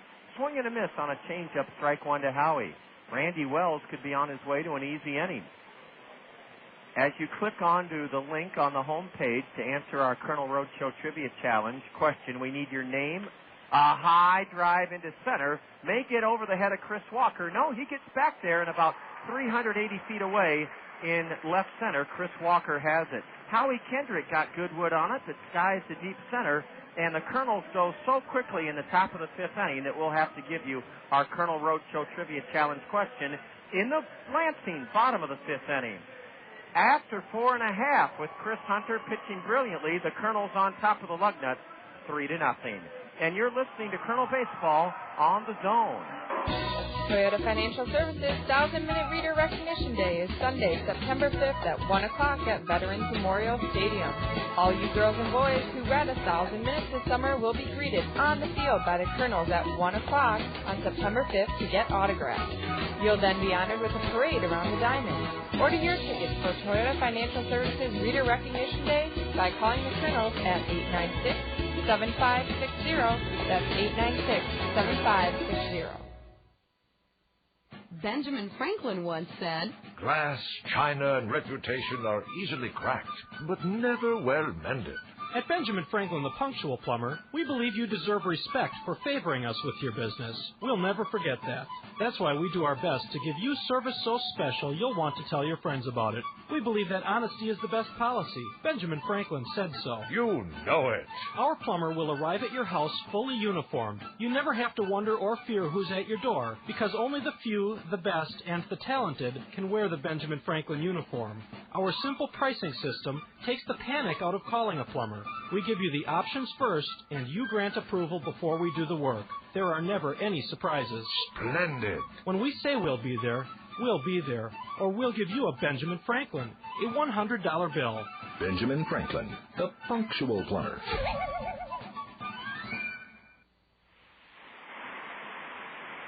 It'll be numbers 5, 6, and 7 in the Lugnut order to bat against hurler Chris Hunter in the bottom of the fifth inning. It's just past 3 o'clock here in Michigan as Jake Fox ducks out of the way of a curveball over his head, ball one. Fox struck out in the second. He's a .280 hitter, 14 homers, 50 RBIs. Just past 3 o'clock here in the state capital of Michigan. Swing and a miss by Fox on a changeup. It's just past 2 o'clock in eastern Iowa. And we're delighted you're with us here on this Sunday afternoon. You're listening to Colonel Baseball on the Zone. ESPN Radio, 1600, KCRG, Cedar Rapids, Iowa. Tonight you'll hear the Red Sox and White Sox from Comiskey Park. Sunday night baseball here on the Zone at 6:40. Swing and a miss on a curveball, and now Fox takes high. It's 2-2. Jake Fox wears his white home trousers all the way down to his shoe top. And he swings and misses. 6 strikeouts for Chris Hunter. Second time he has fanned the catcher and number 5 hitter, Jake Fox. Chris Hunter has fanned 6 Lugnuts, given them just 2 base runners in 4 1/3 innings. He hit Anthony Granato on an 0-2 pitch in the third, but Granato was erased on a double play, and then Chris surrendered a 2-out single on a full count delivery to Brian Doperic in the 4th inning. Alan Rick, the designated hitter, bats for the second time today. He whistles one on the ground to third. Matt Brown has plenty of time to gun it across the diamond for the second out of the 5th inning. Alan Rick, first pitch swinging, rolls out to third. Our Colonel Roadshow Trivia Challenge question this afternoon, you've logged onto our website, www.kernels.com. You've clicked on the special link on the right side of the home page to email us your name, address, phone number, and the date, August 22nd. Now all you have to do is answer this question. Email us the answer to earn a Jared Washburn bobblehead doll. The only 2 catchers to win batting titles were both Cincinnati Reds. The only 2 catchers to win batting titles were both Cincinnati Reds. One did it in 1926, the other in 1938. Who were they? Strike one is across to Anthony Granato. Chris Hunter's next delivery is up and in for ball one. Our Colonel Roadshow Trivia Challenge question. The only 2 catchers to win batting titles were both Cincinnati Reds. One did it in 1926, the other in 1938. Who were they? Smacking one into center on a 1-1 pitch is Anthony Granato. He reaches for the second time. And that's the second hit of the day for the Lugnuts. Kernels lead it in the bottom of the fifth, 3-0. The Kernels got all three of their runs in the fourth inning. A leadoff walk drawn by Ryan Leahy. He came home on an opposite field double over the left fielder's head by Baltazar Lopez. And then with two away, Lopez scored on a Matt Pauley two-run homer into right. Pauley's 10th of the year. Uwiak Marquez is the batter. He lines one into the right field corner, and it's foul. Foul ball. Foul ball by inches. Uwiak Marquez golfed one and lined it over the head of Baltazar Lopez. It hooked foul by about 8 to 10 inches down the right field line. And with two out, I'm fairly sure Anthony Granato would have scored, although Warner Madrigal did play the carom in right field very well.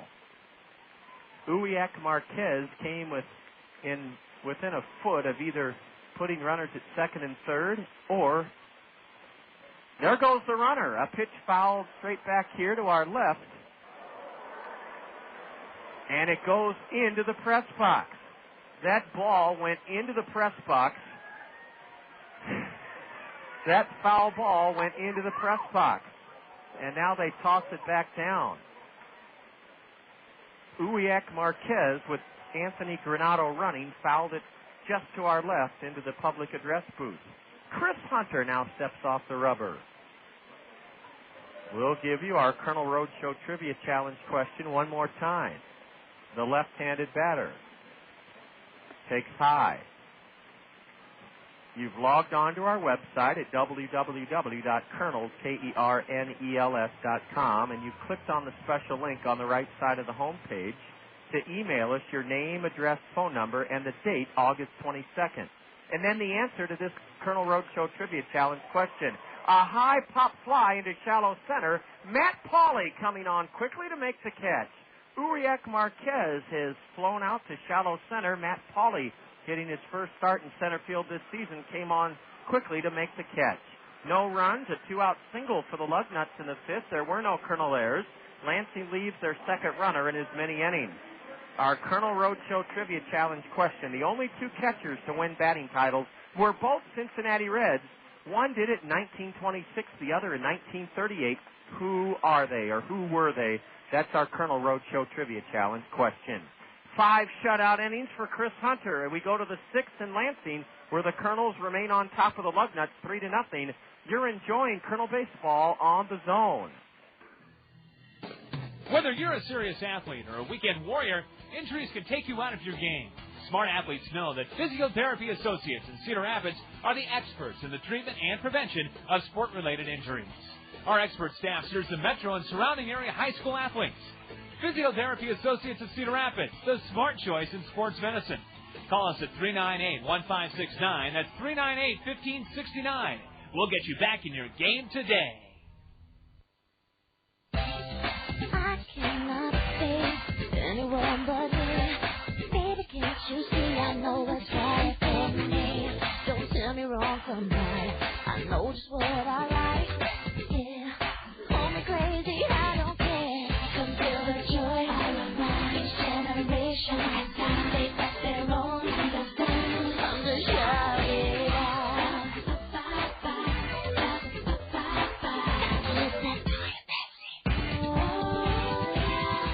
Traveling today can be somewhat hectic, even downright confusing at times.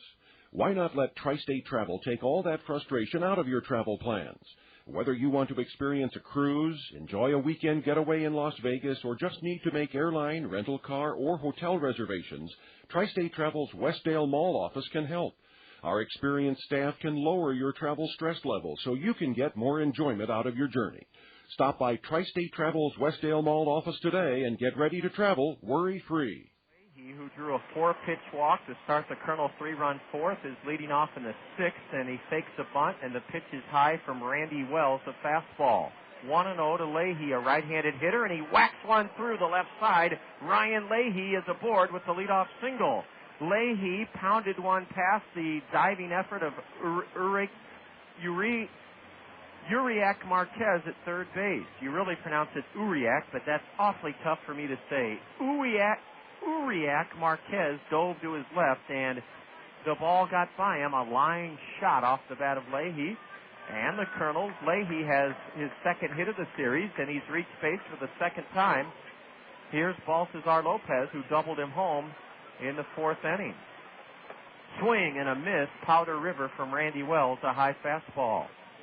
Leahy has 2 steals and 3 tries. The Kernels are second in the Midwest League in steals, 133. We've been caught 64 times.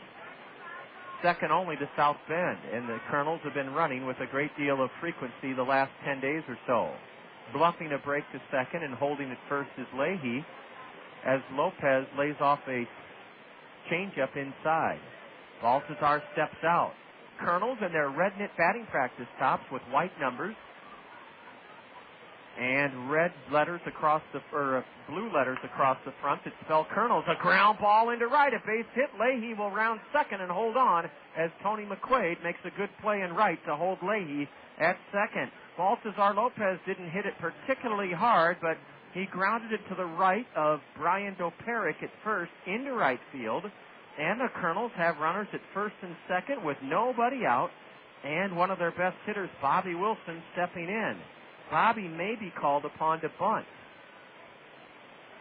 I was describing the Kernel red knit batting practice tops. On the front of them in navy blue is inscripted in cursive letters, Kernels, outlined in white. Is Bobby Wilson bunting with 2 on and nobody out? No, he takes a strike called.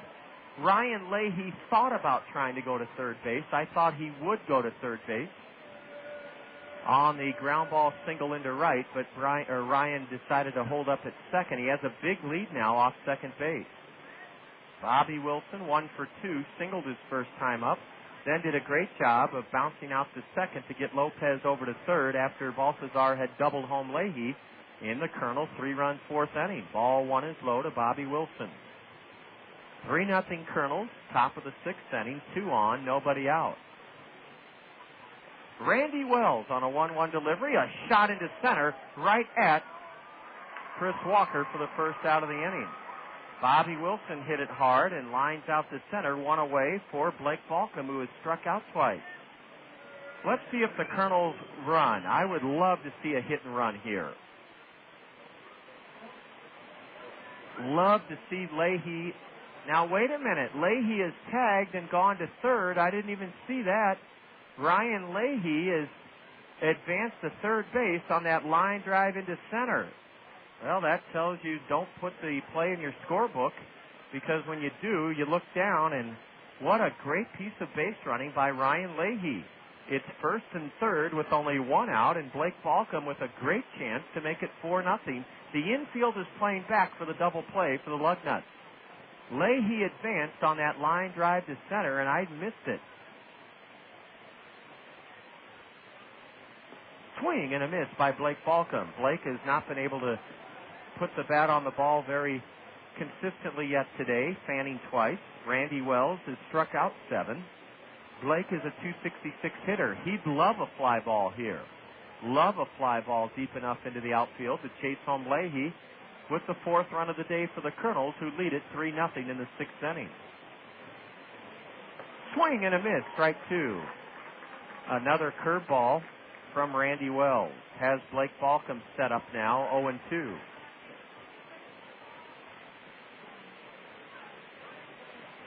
Leahy at third, Lopez at first. Perhaps a double steal is the route Bobby Magallanes may go to try to get that runner home from third. Leahy. Wells is set below the chin. He throws to first, and standing up back safely is Baltazar Lopez. That line drive into center by Bobby Wilson, I just assumed that Leahy would not be able to go to third on. But Ryan did scamper over there, and it was a big play. Now a changeup is low for ball 1. 5,129. They've just announced this afternoon's attendance, 5,129 after 11,000 plus were here last night. 5,129. Runners at the corners as the sun tries to break out. The catcher sets up inside. The pitch misses low and inside, and I mean it just missed to Blake Balcom. Runners at the corners, one away, top of the 6th inning. With the Kernels trying to add to a 3-0 lead. We'll be taking our first look at the State Farm Major League scoreboard in just a few minutes. The 2-2 to Blake, right-handed hitter from the right-handed pitcher. Swing and a miss, strike 3. Tough afternoon for Blake Balcom. He fans for the 3rd straight time. It'll take a hit from Matt Pauley with runners at the corners and 2 away. Pauley belted his 10th home run of the year, a 2-run shot into the grass lawn slope seating berm in the 4th inning. State Farm Insurance agents Lanny Peterson, Gary Schubat, Al Shetler, and Dale Thompson bring us our initial look at the State Farm Major League scoreboard. At Comerica Park, they're already in the top of the 7th. Mariners 5, Tigers 3. Ball 1 low and in, almost a wild pitch, and a good stop by Jake Fox. 1-0 to Pauley. Our parent club, the 2002 World Champion Angels, are going for the sweep in the Bronx, and in the top of the 7th, Angels 4, Yankees 2. Outfield plays Pauley straight away. Matt, a left-handed hitter. Strokes one into right center. Chris Walker on the run has it. Matt Pauley delivers the fly ball that Blake Balcom wanted to do, and Pauley's drive is caught by Chris Walker. The Kernels give the momentum in this game back to the Lugnuts as a result of putting their first 2 men on in the 6th inning but not scoring. No runs for the Kernels in the 6th inning. 2 hits. Leadoff single by Leahy, followed by a base hit by Lopez, but neither Wilson, Balcom, or Pauley could get a run home. No Lugnut errors. The Kernels leave a pair and have stranded 3. We'll continue with our look at the State Farm Major League scoreboard when the Lugnuts come to bat in the bottom of the 6th. Oh, the Kernels squandered a great scoring chance, putting their first 2 men on here in the 6th inning, but not scoring. After 5.5, Kernels lead Lansing 3-0, and you're listening to Kernel Baseball on the Zone. Nevada Bob's, your golf headquarters, will save you money. Now through September 4th, golf stand bags are as low as $29.99, and all Pro-Line golf equipment is 10% off. Listen to the Zone for weekly specials, and register at Nevada Bob's for free prizes like rounds of golf and Hunter's Ridge. You can also win Iowa Hawkeye or Iowa State Cyclone golf gear. Free. Nevada Bob's at 1961 Blairs Ferry Road Northeast. Visit Friday or Saturday. The first 16 people that mention the Zone, ESPN Radio 1600 AM, get their choice of a free sleeve of golf balls or a Zone golf cap that features Hawkeye or Cyclone colors. Free. Keep your eye out for the Peach Truck. When it's parked in front of the store, proceeds from the sale of delicious Colorado peaches will benefit Youth for Christ. Nevada Bob's at 1961 Blairs Ferry Road Northeast is your golf headquarters. Keep it on the Zone for their weekly specials and register today for some great prizes. The Zone. Nevada Bob's, your golf headquarters, will save you money. The Wilson Jack High Spin 15-ball bonus packs are now only $9.99. You'll save $5. Assorted cotton piqué golf shirts are $12.99, and Duke of Kent golf shorts are marked half price, now only $14.99. Come in and save hundreds of dollars on select Callaway, Hogan, Mizuno, and many other Pro-Line golf clubs. At these prices, this inventory is not going to last long. I'm Charlie, and personally guarantee you that these are the lowest prices of the season. Nevada Bob's, 1961 Blairs Ferry Road Northeast. Carlos Rojas, the shortstop, number 9 hitter, opens up the Lansing 6th, and Chris Hunter's curveball is just inside to the right-handed batter with a .214 average. Now another breaking pitch is a ski right called. 3-0 Kernels, bottom of the 6th inning. Chris Hunter has given up no runs on 2 hits. He's spanned 6 and has walked none. Lifting one foul into the sweeps just to our right, just below the sweeps, is Rojas. He's in the hole 1 and 2. Continuing with our look at the State Farm Major League scoreboard, the Devil Rays hold a 2-1 lead over Oakland at Tropicana Field in the top of the 7th inning. Hunter with the 1-2, and it's a tap over the hill, charged by Ryan Leahy, who fires from between the mound and second to get Carlos Rojas. 1 out in the Lugnuts 6th inning, 3-0 Kernels. Chris Hunter leaping high in the air, couldn't get that bouncer over the hill, but Ryan Leahy came to the rescue by charging it And throwing in time. Chris Walker is grounded to short and struck out. 287, switch hitter with 3 homers, 41 RBIs, 59 stolen bases, a slightly open stance for the Lugnut leadoff hitter, who takes a fastball high and away, ball 1. At Camden Yards, the Blue Jays 8, the Orioles 3. That's in the bottom of the 4th.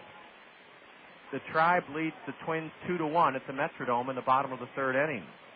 Ball 2 just outside from Chris Hunter.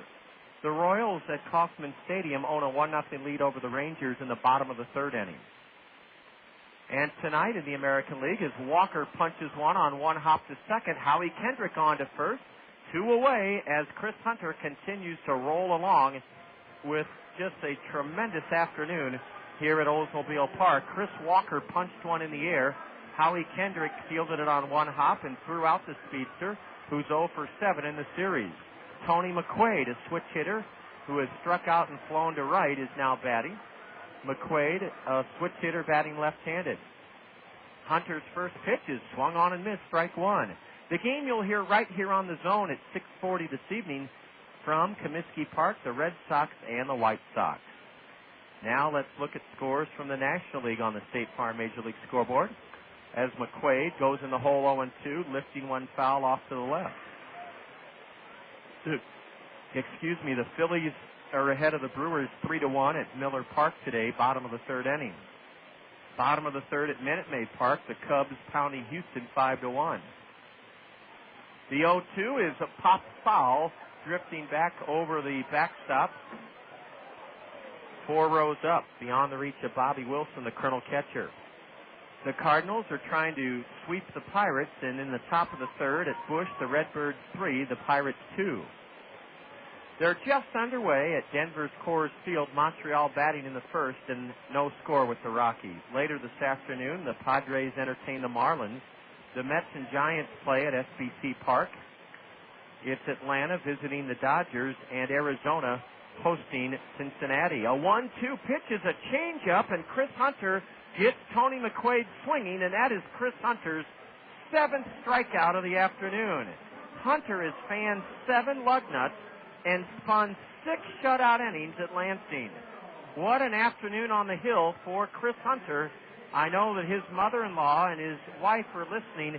Out in Salt Lake, I got to meet Chris Hunter's mother-in-law during the last Colonel homestand, and great to have her tuned in along with her daughter, Chris Hunter's expectant wife, Meg.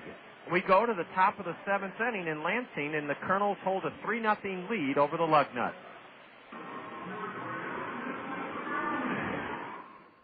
Been looking to buy a used car, truck, or van? If so, head to Select Auto now. All vehicles are priced to sell with bottom line pricing. Monthly bills getting you down? Can't afford the car of your dreams? No problem. Select Auto offers payment plans to fit around your budget. Select Auto also offers great warranties on all cars, not to mention their experienced and friendly staff in their full-service service department. Hate being chased around the lot by those annoying salespeople? At Select Auto, you won't be bothered by any salespeople. You deal directly with the owners. Got bad credit? Not a problem.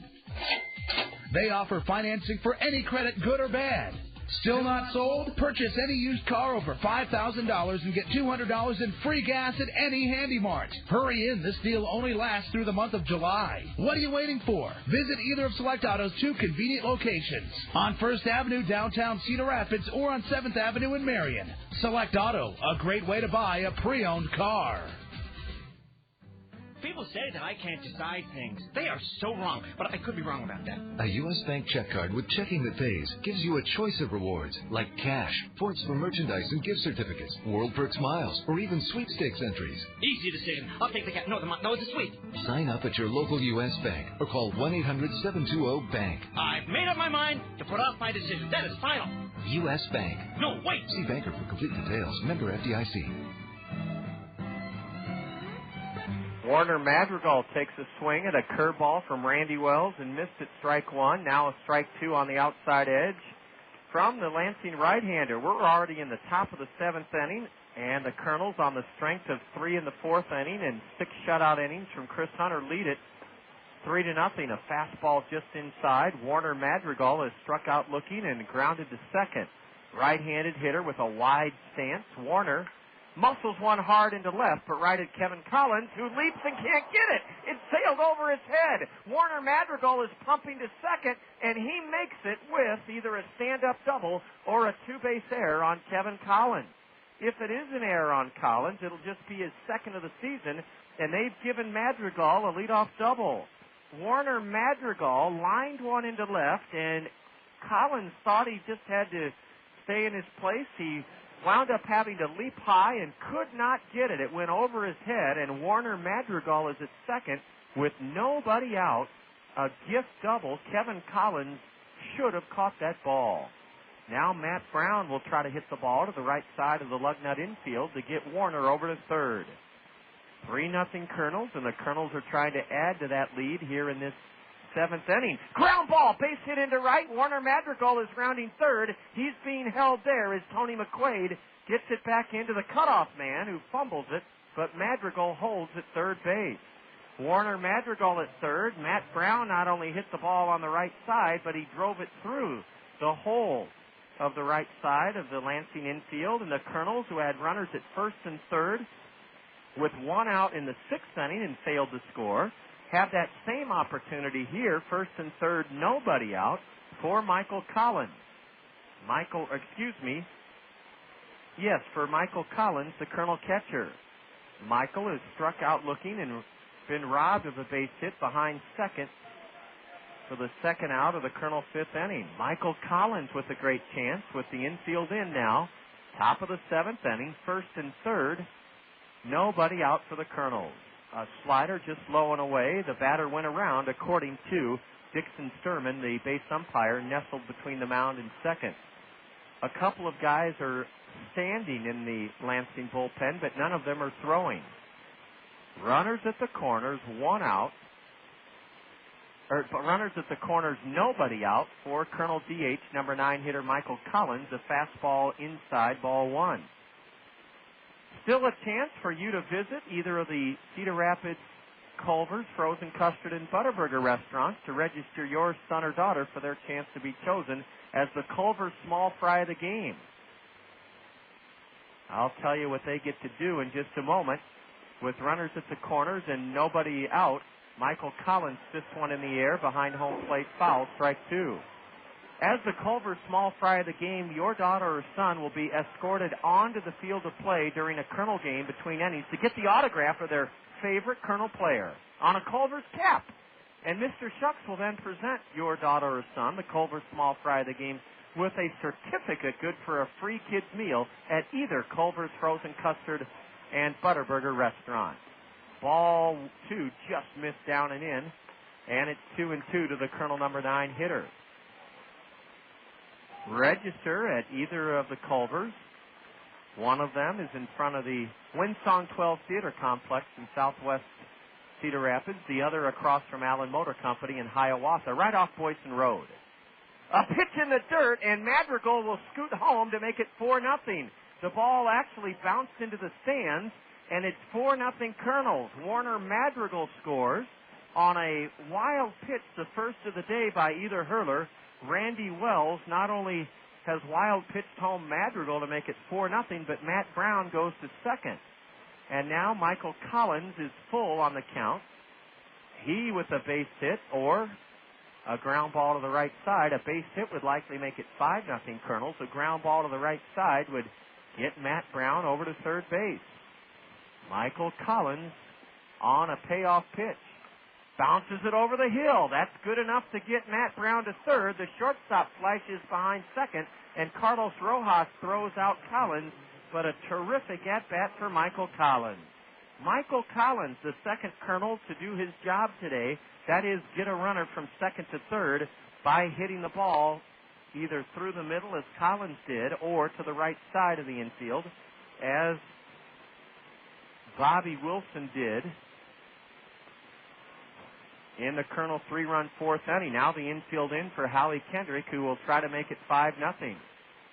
Swing and a miss on a changeup. Howie has put the ball in play 3 times today, grounding to short, bunting to the mound, bunting out to Randy Wells, and flying out to center.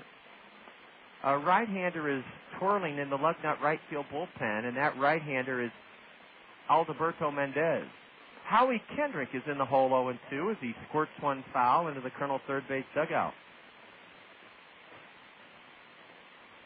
While you're registering your daughter or son for their chance to be drawn as the Culver's small fry of the game, be sure to enjoy the world-famous Culver's frozen custard and their delicious butter burgers.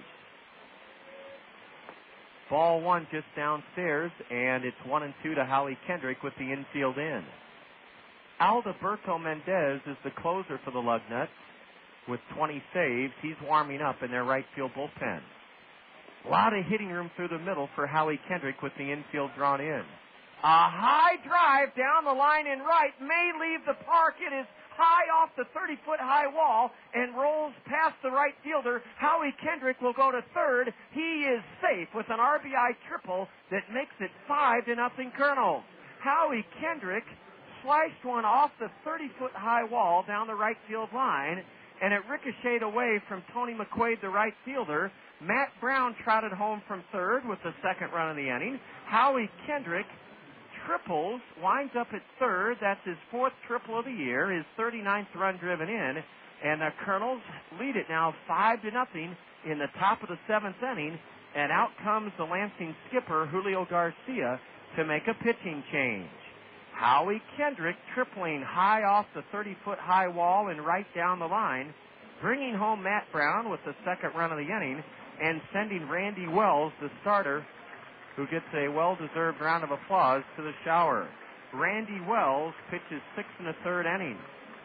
And in 6 1/3, Randy has surrendered 5 runs on 8 Kernel hits. Randy Wells struck out 8 Kernels. He walked 1. The only man he walked scored to start the Kernels' 3-run 4th inning. And Wells threw 1 wild pitch. It cost him a run here in the Kernels' 2-run 7th inning. Alberto Mendez is on for Lansing, and as he takes his warm-up tosses, let's remind you and encourage you to come on out to the ballpark on September 9th. It's our first playoff game at home.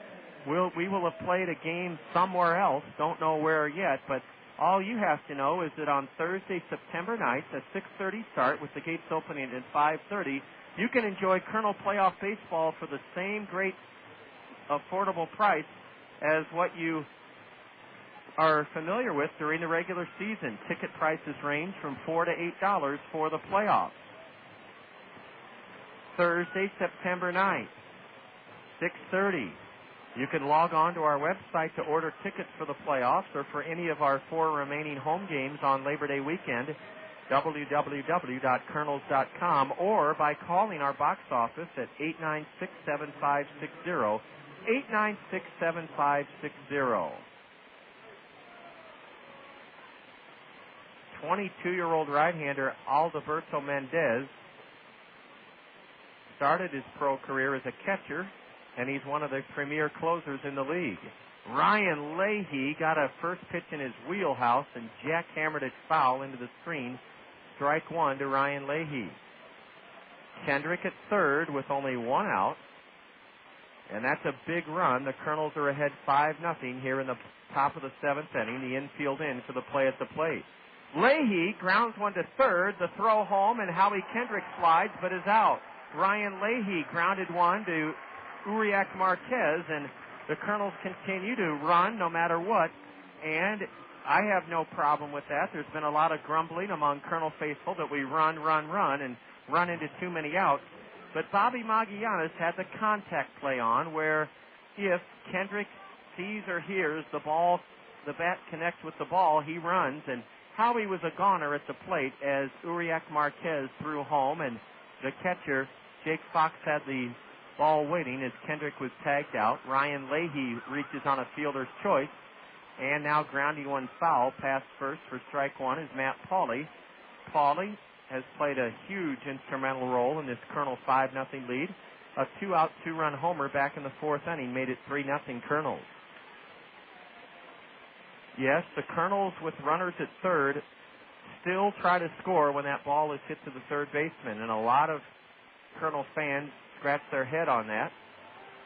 But Bobby Magallanes, as a changeup is a strike to Pauly, Matt Naholo, and 2. Bobby has said that he sends runners no matter what because he wants to put pressure on the defense, try to force a hurried or wild throw.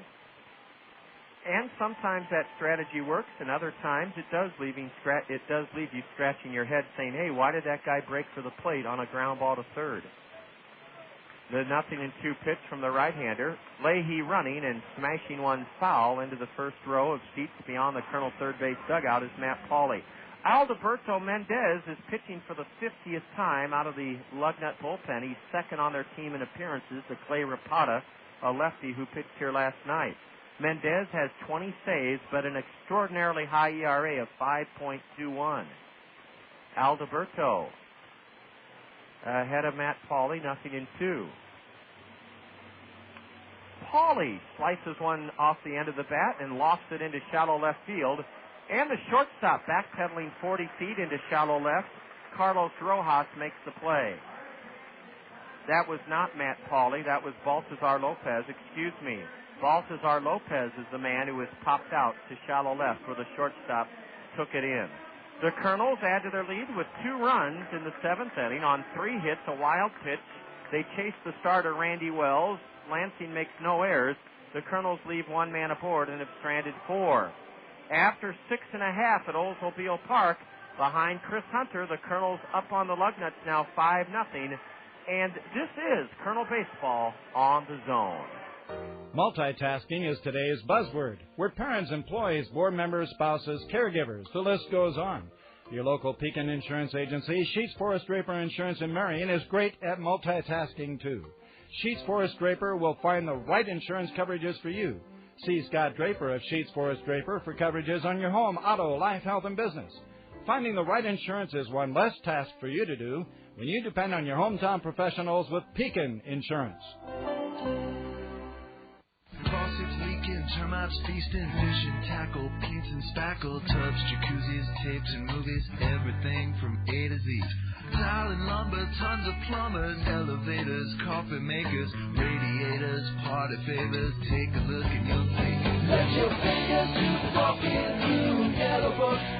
The other book. When it comes to making their buying decisions, people today let their fingers do the walking through Yellow Book Yellow Pages. It's no wonder. Yellow Book's packed with money-saving coupons, restaurant menus, and vital community info. And with more ads than ever before, it has everything you need right at your fingertips.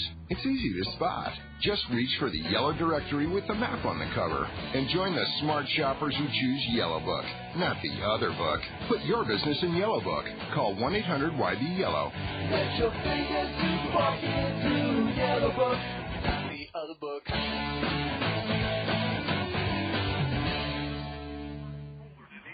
Yeah, he'd be a good American leaguer. Yeah. Ow.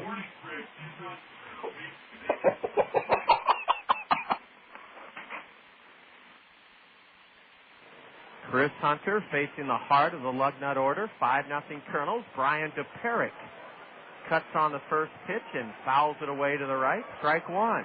DePerick with a 2-out single in the 4th has one of only 2 Lugnut hits.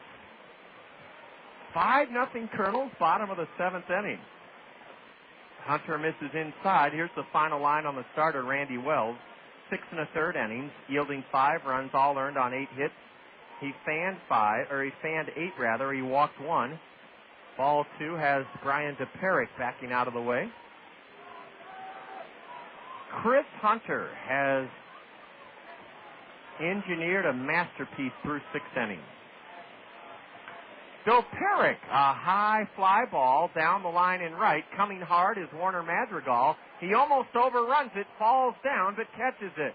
That was a funny-looking play, and Warner Madrigal struggled with both the sun and the wind, and a fair ball, a towering fly ball to right. Warner Madrigal wound up almost overrunning it and then went kaboom on his hind side, and he'll get a modest fine from the Colonel Kangaroo Court for that funny-looking catch, but Warner made it, and there's 1 out in the bottom of the 7th inning for Kevin Collins. Collins Nothing for 2. Takes a home run, cut and misses, strike 1. The Kernels are trying to even this series at a game apiece. We'll have the dugout interview tomorrow at 5:40. Swing and a miss on a changeup. Kevin Collins, 23 years old, went to Pasco Hernando Community College in Port Richey, Florida. Was born in Tampa, lives in Land O'Lakes. There's a Land O'Lakes, Wisconsin. A little bit colder up there in the winter than it is down in the Sunshine State. A pitch to the backstop by Chris Hunter. High, ball 1. Hunter is struck out 7 Lugnuts, walked none, hit a batter, and allowed just 2 hits to the team that is third, tied for third in the league in hitting with a .261 team batting average. Collins pumps one into the screen, straight back to remain in the hole, 1-2. The Kernels, with 3 in the 4th and 2 in the 7th, have out-hit the home team 8-2. Chris Hunter into his windup, fires high, ball 2. A light breeze is blowing out from home plate towards right center. We're carved into downtown Lansing, 2 busy thoroughfares, each one-way streets to our right and left. And we're about 30 feet below street level. Ball 3, high and away. Here's Chris's payoff pitch. Ooh, ball 4, a backdoor curve that looked very, very good. How it was not called ball or strike 3, I could not tell you. The first walk of the day issued by Chris Hunter, and that 3-2 pitch looked like strike 3 to everybody in the ballpark. The Kernels get a right-hander up in their bullpen, and that looks to be and is Alan Buckley. Jake Fox has struck out twice. How about a double play? We've turned 1 today. Steve Wright called a fastball from Chris Hunter, who's gotten ahead of virtually every Lugnut hitter today. Chris is aiming for his 9th win of the season.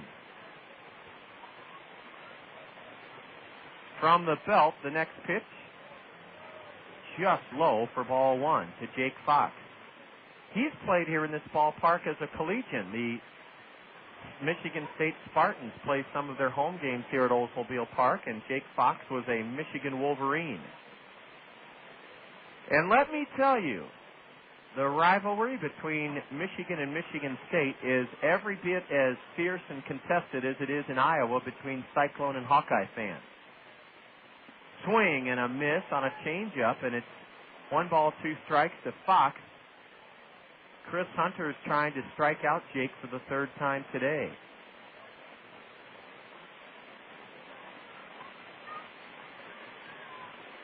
Fox waves the bat across the dish at his ankle level and shoots one into right center. No strikeout, an extra base hit. A run should score. Kevin Collins will be stopped at 3rd on a double into right center by Jake Fox. Terrific play in deep right center by Matt Pauley to prevent Fox from tripling and to prevent Kevin Collins from scoring. Boy, Collins does not run that well. Most guys would have scored on that deep drive into right center. Kevin Collins stopped at 3rd, and Jake Fox with a double has given the Lugnuts their first bona fide scoring chance today. 2nd and 3rd, 1 out for Alan Rick, a left-handed hitter. Let's see if Bobby Magallanes. No, it's Eric Bennett, the Colonel pitching coach, who visits the mound. That 1-out walk, the key to this inning, and I'm telling you, it looked like strike 3 to Kevin Collins. And then a 1-2 pitch to Jake Fox, and he hammered it into right center for a double. We have 4 home games remaining in the regular season over Labor Day weekend, and if you'd like your Little League, softball, T-ball, or Sandlot team to have a great end-of-the-year celebration, they can join the Kernels on the field, stand with them during the national anthem, get their autographs on a Colonel Cost Cutters logo baseball as the Cost Cutters Dream Team. Your team can take the field with the Kernels, come into the dugout before the game, and be individually introduced. Take the diamond, stand next to the Colonel player for the national anthem as the Cost Cutters Dream Team. All you have to do to sign your team up as the Cost Cutters Dream Team is call Jessica Ferguson of the Colonel staff. Ball 1 outside to Alan Rick. I'll give you Jessica's phone number as this top or bottom of the seventh inning unfolds. Second and third for the Lugnuts with one out. Now a purple balloon is headed towards the field. I don't know if it distracted Chris Hunter or not. He misses high and away. Ball 2 to the batter. A purple balloon is hovering over the diamond, right over second base now. The 2-0 to left-handed hitting Alan Rick. Swing and a miss, strike one. Check Jessica Ferguson's direct line to sign your team up as the Cost Cutters Dream Team is 896-7612. 896-7612. Swing and a miss on a changeup, and Alan Rick is even on the count, 2-2. Left-handed batter. Kernel infield back. They'll trade a run for an out here in this seventh inning. 5-0 Kernels. Rick had the last hit off Jesse Smith last night, a leadoff double in the second inning. Alan Rick is struck out swinging. That's the 8th strikeout of the afternoon for Chris Hunter. He whips the left-handed batter to keep it 5-0 Kernels, and now he'll face Anthony Granato, a right-handed batter. Oh, Chris Hunter was behind 2-0, and he came back to fan Alan Rick for the second out of the inning. Runners at second and third, 2 out, 5-0 Kernels, and the batter is now Anthony Granato. Does Chris Hunter have one good puff of energy left in him here today? Swing and a miss, a fastball. The answer to that question, an unequivocal yes. A one-out walk followed by a double, and now the batter, Anthony Granato, wants a new bat. He's walking back to the Lugnut first base dugout. Lansing has runners at second and third with 2 away. The Kernels up 5-0 here in the bottom of the seventh inning. Anthony Granato, a Cub free agent signee out of Virginia Commonwealth. Chris Hunter's working from the windup, and he misses outside for a ball.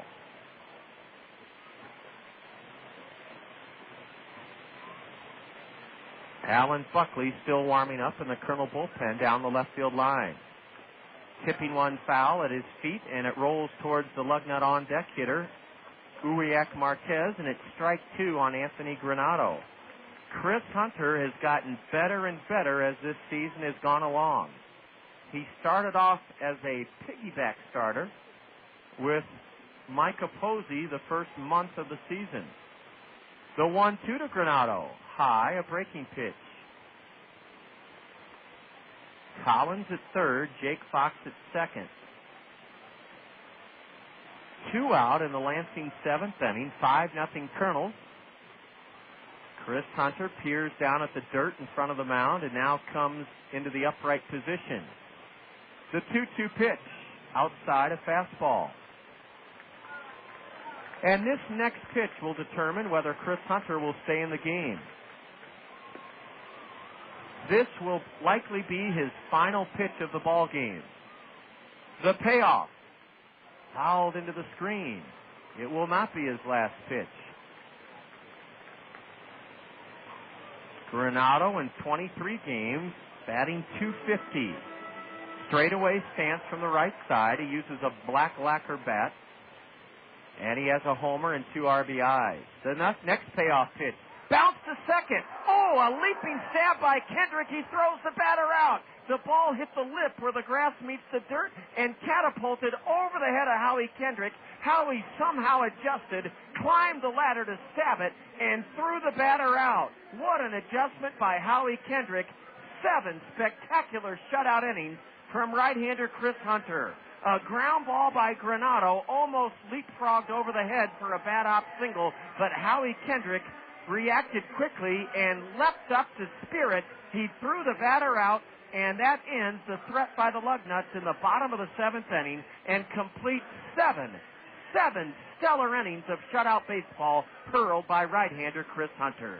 No runs in the Lugnut seventh, 1 hit, a walk, and 2 stranded by Lansing. They've left 4. We go to the top of the 8th, and it's the Kernels 5, Lugnuts nothing. You're enjoying Kernel baseball on the Zone. You save big money. You save big money when you shop Menards. There's never been a better time to build or remodel. Now during the construction sale at Menards.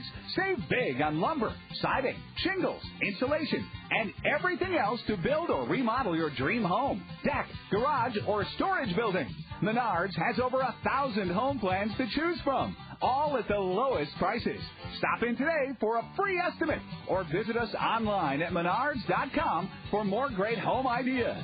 With Menards' great selection and super low prices, you're sure to find everything you need to build or remodel your dream home. And while you're shopping, enter for your chance to win a Cadillac CTS. See store for details. Stop wishing and start building now during the construction sale at Menards. Save big money at Menards. At the Chrome Horse Saloon, we're hog wild for football, food, and fun. Check out our NFL ticket this fall and be a part of the Bears Club. The doors open at 11 with a menu that boasts brick oven pizzas, burgers, and our famous hog wild pork wings. Stay for fun with the Monday through Friday happy hour, 3 to 6 p.m., plus live music Friday and Saturday nights. So go hog wild at the Chrome Horse Saloon, 3rd Street and 8th Avenue Southeast. Bobby Wilson rolls one past the mound through the middle, and it's vacuumed up behind second by the shortstop, Carlos Rojas, who wings it to first. First pitch swinging against Alberto Mendez.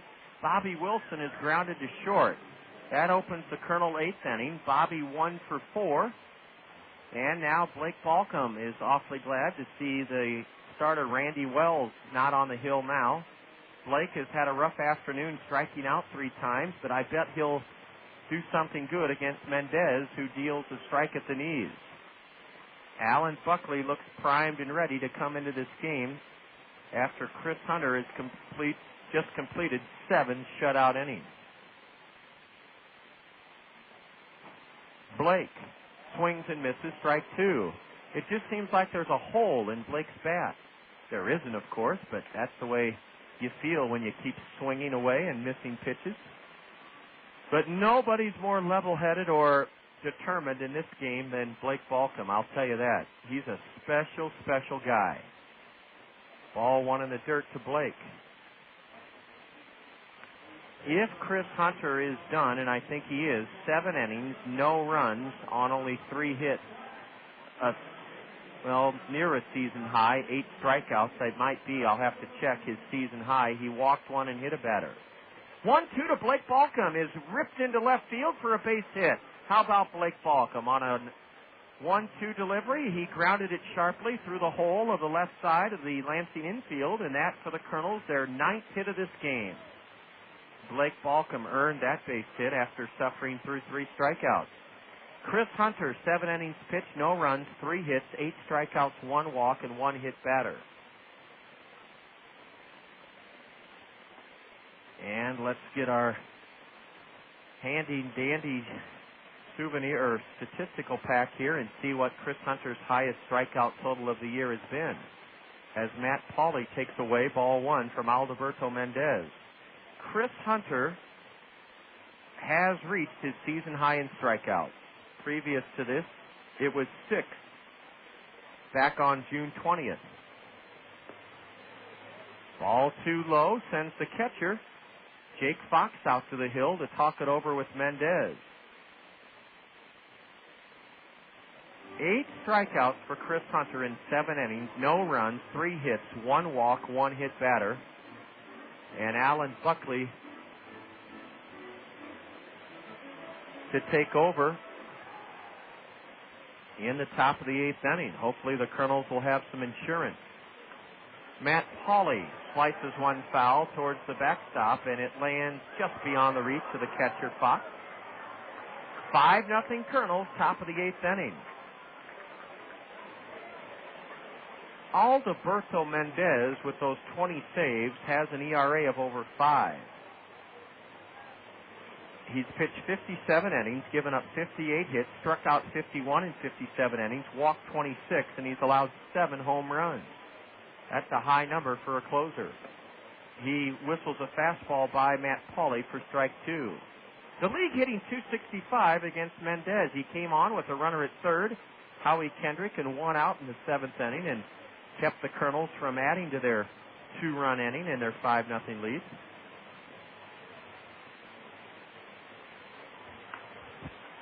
Matt Pauley tomahawks one high in the air to the shortstop, who backs up 10 feet into the grass of left and has it.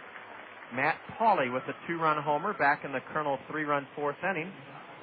His 10th of the year has popped out to shallow left. The shortstop Rojas took it down. 2 away, Balcom at first, and I wouldn't be surprised if the Kernels have Blake running with Warner Madrigal at the plate. Madrigal jackhammered one over the head of Kevin Collins, who was not charged with an error. Warner was credited with a double, and then he scored on a wild pitch in the 7th inning. Madrigal flails away and zips one foul into the backstop. Strike one. Oldsmobile Park in Lansing. Very similar. The new ballpark in Peoria, O'Brien Field, is much like this one, with all the unsymmetrical nooks and crannies and angles on the outfield wall. There's a giant gray and red slide above the grass slope seating berm, way beyond the left center field wall, up on a concrete tarmac. There's also a big lug nut tunnel where kids can test the speed of their pitches. And there's some other sort of inflatable game. And then above the big white Miller Lite sign in left center is a gasoline alley picnic area. That's a lot of fun, it looks like, out there. A chopper to third. Madrigal has forced the runner Balcom at second. It goes third to second, 5-4 to end the Kernel 8th inning. In the Kernel 8th, off Alberto Mendez, no runs. 1 hit, our 9th of the day. There were no Lugnut errors. The Kernels leave a runner, our 5th stranded. Alan Buckley will take over on the hill for Chris Hunter, who spun 7 terrific shutout innings here today. After 7.5, Kernels 5, and Lansing nothing. This is Kernel Baseball on the Zone. For more than 70 years, Rockwell Collins has been dedicated to providing innovative and dependable aviation electronics and communication solutions worldwide. We also bring a dedication of excellence to our communities to help ensure growth and prosperity. The long-standing partnership between Rockwell Collins and the Kernels is one way we're enhancing the quality of life in our community and making Cedar Rapids the best place to live and work. Rockwell Collins and the Cedar Rapids Kernels, partners on and off the field.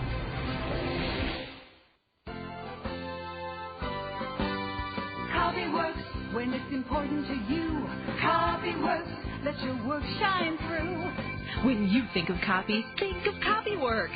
High-speed copying, color copies, oversized copies, manuals, booklets, graphic design, posters, banners, and presentations. CopyWorks does it better. When it's important to you, CopyWorks lets your work shine through. When you think of copies, think of CopyWorks. Hi, this is Dan Patrick, and if you're not watching SportsCenter every Monday through Friday at 6 p.m. Eastern, you're not watching sports. Ben Stiller, the star of the movie Dodgeball, true underdog story. You're officially on the Budweiser hot seat. Give me the person you want to be standing in front of you while you hold a dodgeball. Probably Gandhi, because he wouldn't throw back. For in-depth interviews and expert analysis, special features, and late-breaking news, expand your game knowledge. Tune into SportsCenter today at 6 Eastern on ESPN.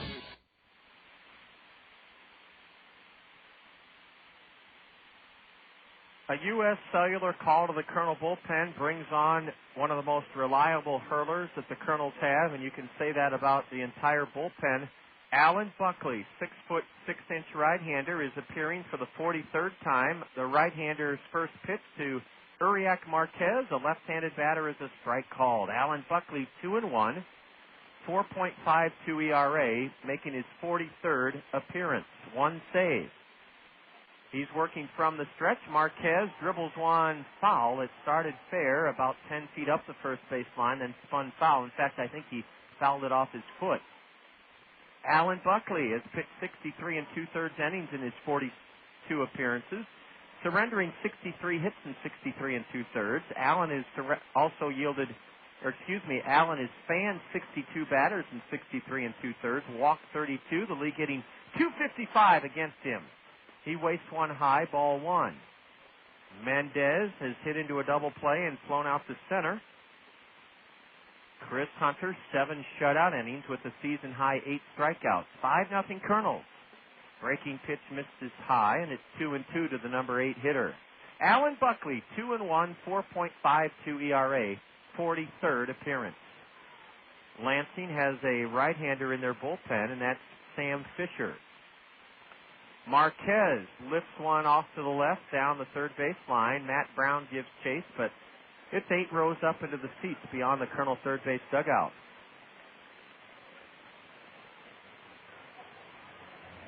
Labor Day weekend will be special at the new Veterans Memorial Stadium. Myron Noodleman will be there. We'll have a baseball giveaway from Fox TV. Fan Appreciation Day, a ground ball that eats up Baltazar Lopez, sharply hit off Lopez's glove. Good hustle by Howie Kendrick to prevent Mendez from turning that hard-hit single into a double. They'll give him a hit, but Lopez got the glove up, and it ricocheted off the heel of his mitt for a leadoff single. Uriak Marquez has singled off the glove of Baltazar Lopez. It was a hard-hit smash, to be sure, but one that if Lopez had the chance, I think would make the play again. If he had the chance, I think he'd make the play. Here's Carlos Rojas, 0-for-2 this afternoon, a right-handed hitting number 9 batter. Allen's curve is just outside. Every time Alan Buckley pitches, we think of his grandfather down in Hattiesburg, Mississippi. Allen's 24 years old, from Jacksonville State in Alabama, and he delivers strike one call to the right-handed hitter. Now another right-hander is up in the Lugnut bullpen, and that appears to be, well, we just can't tell yet. Chris Gross, fouling one away to the right. Strike 2 is the number 9 hitter. Chris Gross is now warming up for Lansing in their right field bullpen. The Lugnuts didn't start off as the Class A Midwest League affiliate of the Cubs. When they first came here in '96, they were affiliated with the Kansas City Royals. Ball 2 is upstairs. And when I name you some of the fellas that made it to the big leagues that played here in Lansing, made it with the Royals, some of them will be very recognizable names. A 2-2 pitch is lofted foul into the first base stands. Runner on at first, nobody out, bottom of the 8th, 5-0 Kernels.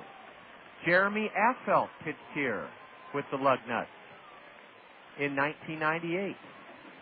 Carlos Beltran played as a Lansing Lugnut in 1996. Swing and a miss on a changeup. Carlos Rojas on a 2-2 count strikes out, 1 out with 1 on. In the top of the order, Chris Walker, the speedster, who we've kept off base 7 out of 7 times in this series. Brandon Berger played here in 1997. He has played with the Royals. So is Juan Brito. Juan Brito played here in 1998. Walker pounds one off the plate, and it may be an infield single. It is. Chris Walker reaches for the first time. As he pounded it off the plate, you could probably hear the thud. Howie Kendrick came rushing in from second, barehanded it, dropped it, a hit all the way for Chris Walker. Even if Howie Kendrick would have been able to put the clamps down on that one, I doubt if he'd have gotten Walker. A pair of infield singles for the Lugnuts here in the 8th. The heavy thunder is looming, and the persons of Doperic and Collins. So the key man in this inning for Alan Buckley is Tony McQuaid. Lance Carter, a pitcher here in 1998, is pitched in the big leagues. A high can of corn lifted into fair ground in shallow right. Howie Kendrick is backpedaling and makes the one-handed catch. That was not an easy play. Howie Kendrick had to drift back about 30 feet into right field on the grass. He called it all the way and caught it. Tony McQuaid is retired on a towering pop-up to the right side, and it is the second out of the Lansing 8th inning. Now Brian Doperic at the plate. with runners at first and second and 2 away, 5-0 Kernels. I remember Hesop Choi very well here in 1999. Surprised that Choi has been traded not only by the Cubs but the Marlins. He's now a Los Angeles Dodger. Chad Durbin pitched here in 1997. You Cub fans, besides Hesop Choi, Sergio Mitre played here. So did Juan Cruz, who's now with the Braves. Francis Beltran played here as well in the year 2000, a pitcher.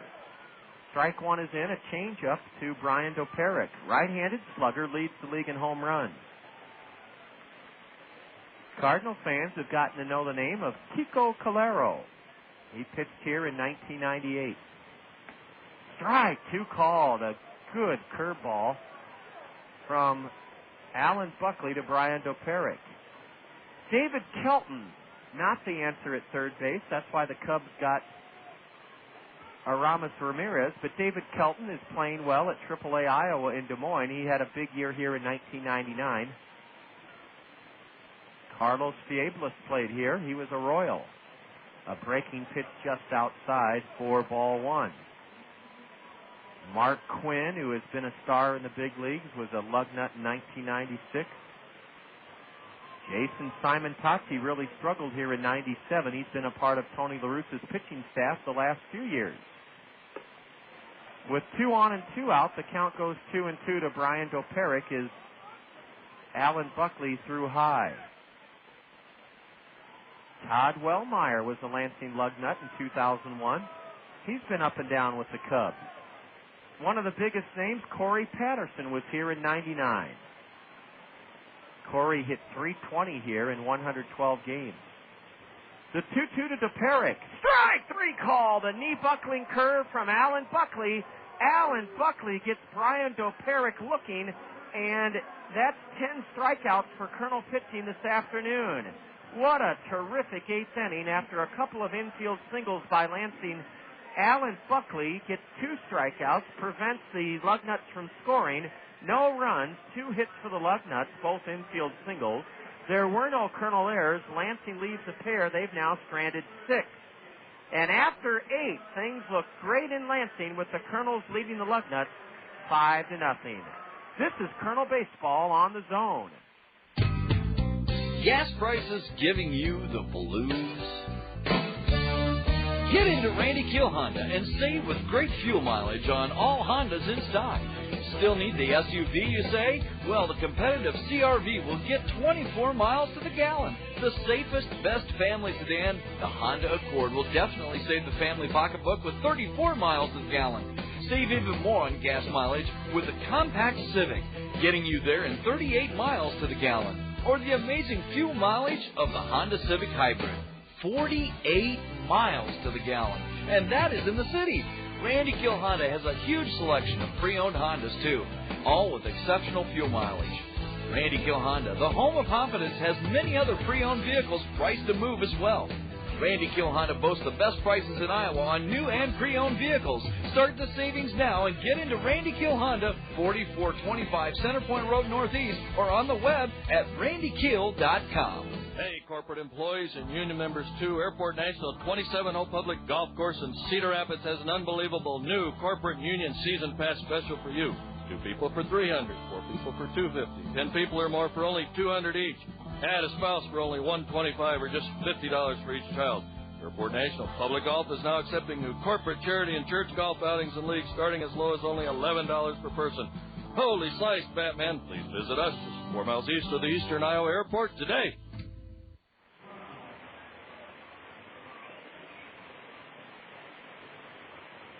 With the sun shining brightly, Matt Brown, who is 1 for 3 with a run scored, steps in. Brownie singled to right his last time up, advanced on a wild pitch and scored the second run of the Colonel's 7th on an opposite field triple down the right field line by Howie Kendrick. A new hurler is on for Lansing, right-hander Sam Fisher, 23 years old. He's only 6 feet tall, 170.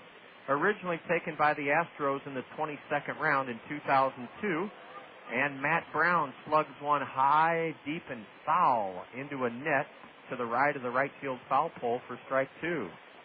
Sam Fisher, an Astro 22nd round pick in 2002, was 5-5 in 2 professional seasons in the Houston organization with Martinsville in the Appalachian League and Tri-City in the New York Penn League. The Cubs have signed him, and he's 0-1 in 12 games as a Lugnut. Sam Fisher, a right-hander. His next pitch is drilled into left for a single. Matt Brown has the 10th Kernel hit of this game. 10 hits for the Kernels. Matt Brown, his second straight hit. He greets Sam Fisher with a single into left. Bringing up Michael Collins. Collins is 0 for 3. Has struck out looking, robbed of a base hit on a bouncer over the hill, thrown out by the second baseman Granado in the 5th inning, and then Michael had a good at that, chopping one over the hill, advancing Warner Madrigal to third in that Kernel 2-run 7th. 5-0 Kernels, ball one inside from Sam Fisher. Fisher 0-1, no saves, is on for the 13th time out of the Lugnut bullpen, a 2.95 ERA. 18 in the 3rd innings pitched. He's given up 11 hits, struck out 21, walked 22, and hammering one foul to the backstop is Michael Collins. The scoreboard here at Oldsmobile Park is 4 to 5 stories high. It's just to the right of the batter's eye. The batter's eye is a 15-foot high dark green or light black net above the 8-foot high green padded wall in straightaway center. The scoreboard is to the right of that.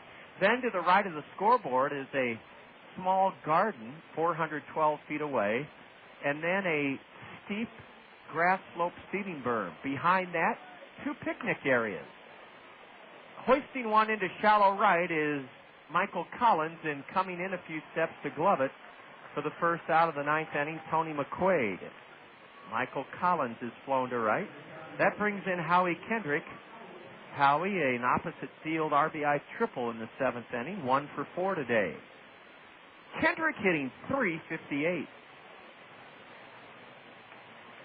The flagpole here is above the 30-foot high wall at the 337 mark. And it's the American flag. Below that, the Cub flag.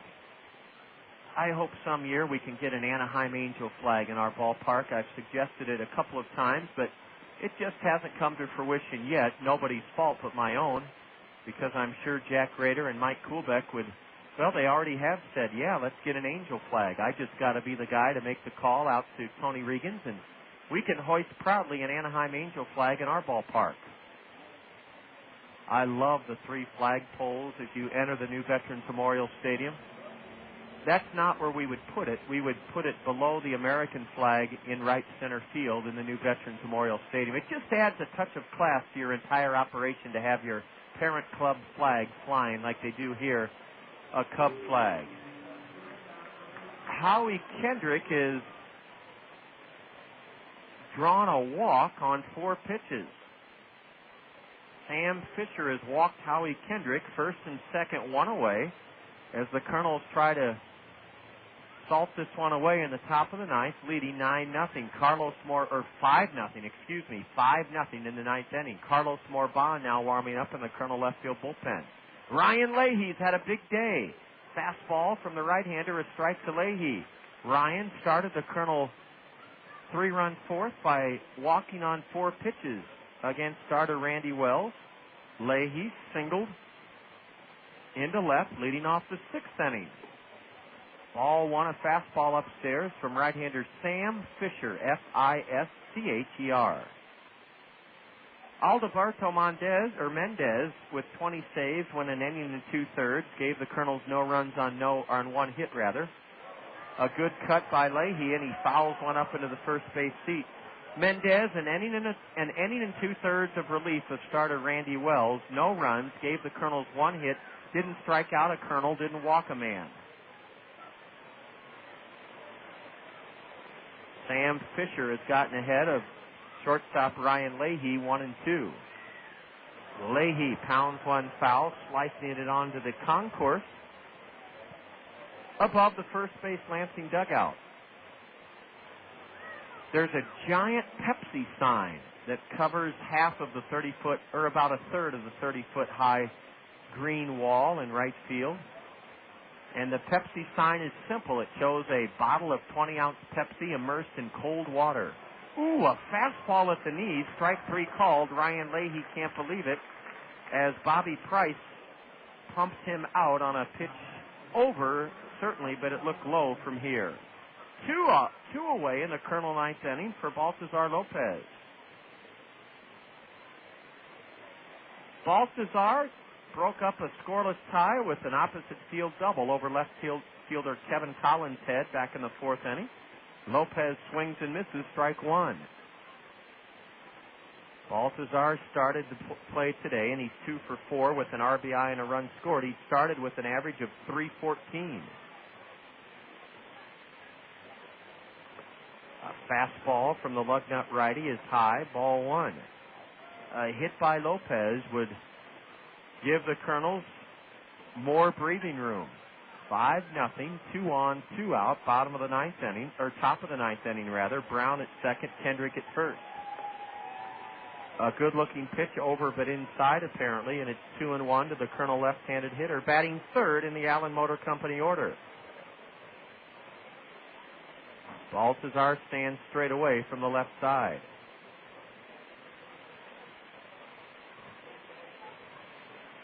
A curve is lashed deep but foul down the left field line.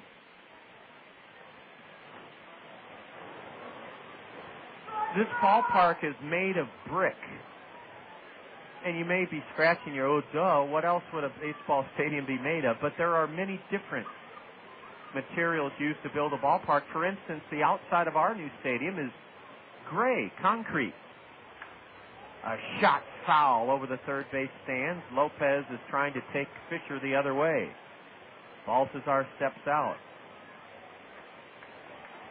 A beautiful entrance to Oldsmobile Park in downtown Lansing. There's a fountain, a statue of a player giving a little kid an autograph.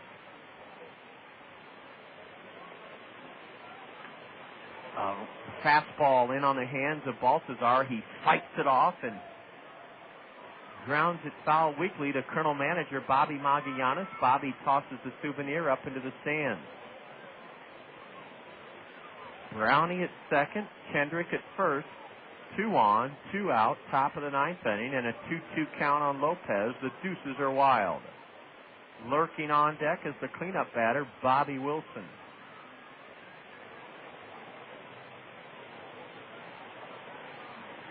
Lansing's Sam Fisher, a right-hander, has his sign, the next 2-2. Loop down the left field line, foul by a couple of feet. Foul, that would have scored a pair. Boy, Baltazar Lopez has had a great at-bat. He keeps looking at his bat as though he might have broken it. Now he taps the handle on the dirt and decides it's okay. Alan Buckley pitched around a couple of infield singles and kept the Kernels in the shutout mode 5-0 here in the 9th inning. Lopez ready for the next. A curve high. The Lugnuts wanted the call, didn't get it from the plate umpire. Now the runners, Brown at second and Howie at first, will be off on this 2-out full count delivery from Lugnut right-hander Sam Fisher. The payoff offering on the way. A bouncer to short, and the shortstop unloads in time to get Lopez. The runners were off, and Baltazar ends a terrific at-bat by fisting one weakly to Carlos Rojas, who threw him out at short. From short. No runs in the 9th for the Kernels. A hit, a walk. There were no Lansing errors. The Kernels leave a pair and a stranded 7. We go to the bottom of the 9th inning. The Kernels 3 outs away from evening the series at a game apiece. Carlos Morban will pitch the 9th inning. After 8.5, Kernels 5, Lugnuts nothing, and this is Colonel Baseball on the Zone. Hey, man, what's up? Just getting ready to kick your butt. Right. And mess up your hair? You just wish you could look this good. Oh, nothing but that. Hey, I'm a busy guy. I don't have time to make my hair look as good as yours. I mean, who has time to schedule an appointment, let alone show up for it? Not me. I just go to Cost Cutters. I can get in whenever it's convenient for me. Nice shot. Yeah. So you're telling me you just walk into Cost Cutters and come out looking good? Well, for some of us, that comes naturally. But Cost Cutters makes it easier. They can do anything you want. A cool cut, even some color, and get some of that styling gel stuff to keep you looking good. Like me. Oh, so that's why your hair never moves. Oh, you're funny. Cost Cutters. Thanks, man. This will save me some time. Great. Then you'll have time to work on your game. Oh, yeah, that's funny. Are you a busy guy? Save yourself time and walk into one of our area's 12 Cost Cutters whenever it's convenient for you. Then relax, because Cost Cutters will make things easy and affordable for you. Cost Cutters. Live your life. We always have time for your hair. The Zone 2004 Best Bar and Grill Tour is almost over. 4 teams have stepped up to meet the challenge of this noontime smackdown. There can only be one best. This is where you come in. You must decide who will be numero uno. Is it the Chrome Horse Saloon, Chappie's Safari Lounge, Cabo Bar and Grill, or the Double Inn? Take the taste test. Then go online to thezone1600.com and cast your vote. Eat often, vote often. The Zone's 2004 Best Bar and Grill Tour, because a man's gotta eat, don't he? Cleanup batter, Kevin Collins. 0 for 2. Walked his last time up against starter Chris Hunter. It's 5-0 Kernels, and a U.S. Cellular call to the Colonel bullpen has Carlos Morban taking over. Alan Buckley pitched a scoreless inning. Bottom of the 9th inning. We haven't had the chance to get to our Kernel of Wisdom yet. Carlos misses away, ball 1. Carlos Morban, a right-hander. 2-0 on the year with a save, a 6.27 ERA. He's pitching for the 24th time out of the Colonel bullpen. From the stretch, the 1-0. Swing and a miss, strike 1. Our Kernel of Wisdom is about an amazing accomplishment. Brooklyn Dodger relief pitcher Clem Labine retired Hall of Famer Stan Musial 49 straight times at one point in each of their careers. Slashing one foul down the left field line into a section of empty aluminum-backed reserve seats. Strike 2 to Kevin Collins. Stan Musial, Hall of Famer with a .331 lifetime average and a .417 lifetime on-base percentage, at one point in his career was retired 49 times in a row by Dodgers sinker ball reliever Clem Labine. A one-shot hopper to first, and Baltazar Lopez waves off Morban, and Baltazar trots to the base ahead of Kevin Collins, 1 out here in the 9th inning. Collins ripped one on one hop to Lopez for the first out of the bottom of the 9th inning. It's 5-0 Kernels. The Kernels have out-hit Lansing 10-5. Both clubs have played errorless baseball. Chris Hunter is hoping Carlos Morban can help him to his 9th win of the year. Swing and a miss by Jake Fox, who doubled into right center, the only extra base hit of this day for the Lugnuts.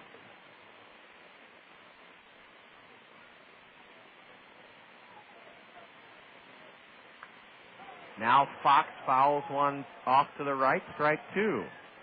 An amazing accomplishment, the subject of our Kernel of Wisdom here from Lansing. Brooklyn Dodger reliever Clem Labine set Hall of Famer Stan Musial down 49 straight times at one point in each of their careers.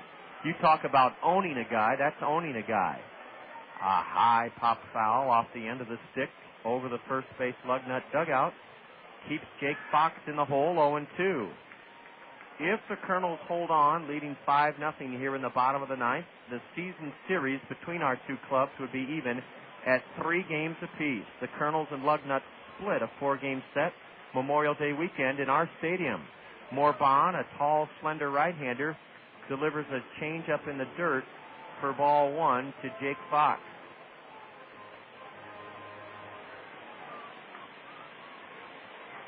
Jake is still in the hole, and he grounds one foul behind home plate to remain in the hole.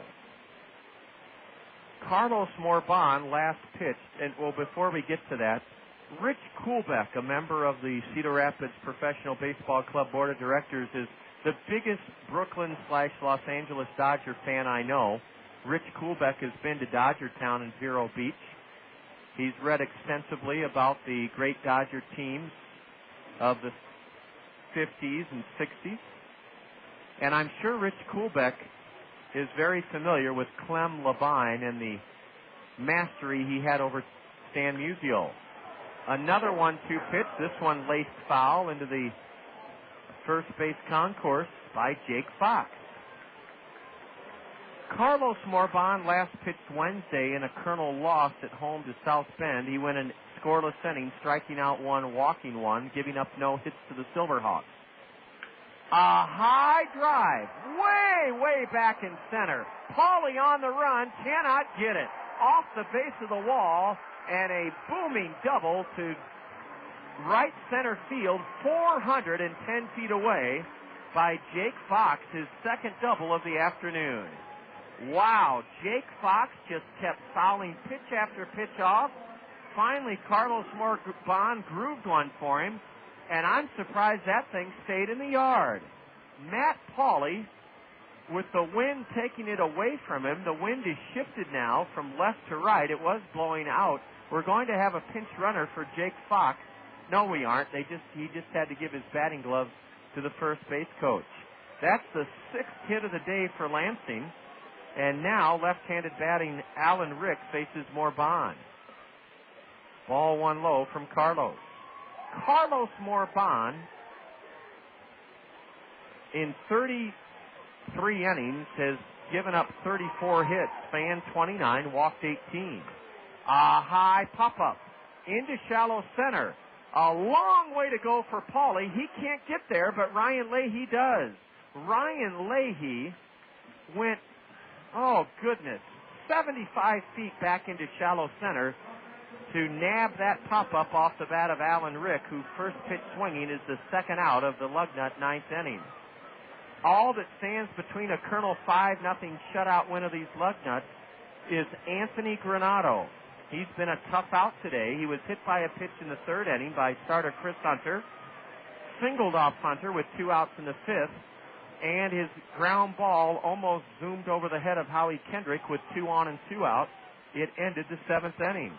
Morban misses low, ball 1 to right-handed hitter, a free agent signee by the Cubs, Anthony Granato. Now, there was a hockey player for many years in the NHL with the Rangers named Tony Granato. This is Anthony Granato. Ball 2, a fastball taken outside from Carlos Morban to the right-handed batter. Jake Fox at second with a 1-out double here in the bottom of the 9th inning. Strike 1 called from Carlos Morban on the inside corner. Chris Hunter, 7 shutout innings. 5-0 Kernels, runner at second, bottom of the 9th, 2 away. Ball 3 up and in from Carlos Morban.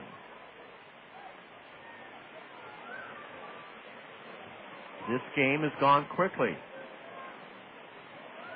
It's only 2 hours and 21 minutes in length. Last night's game only lasted 2 hours and 3 minutes.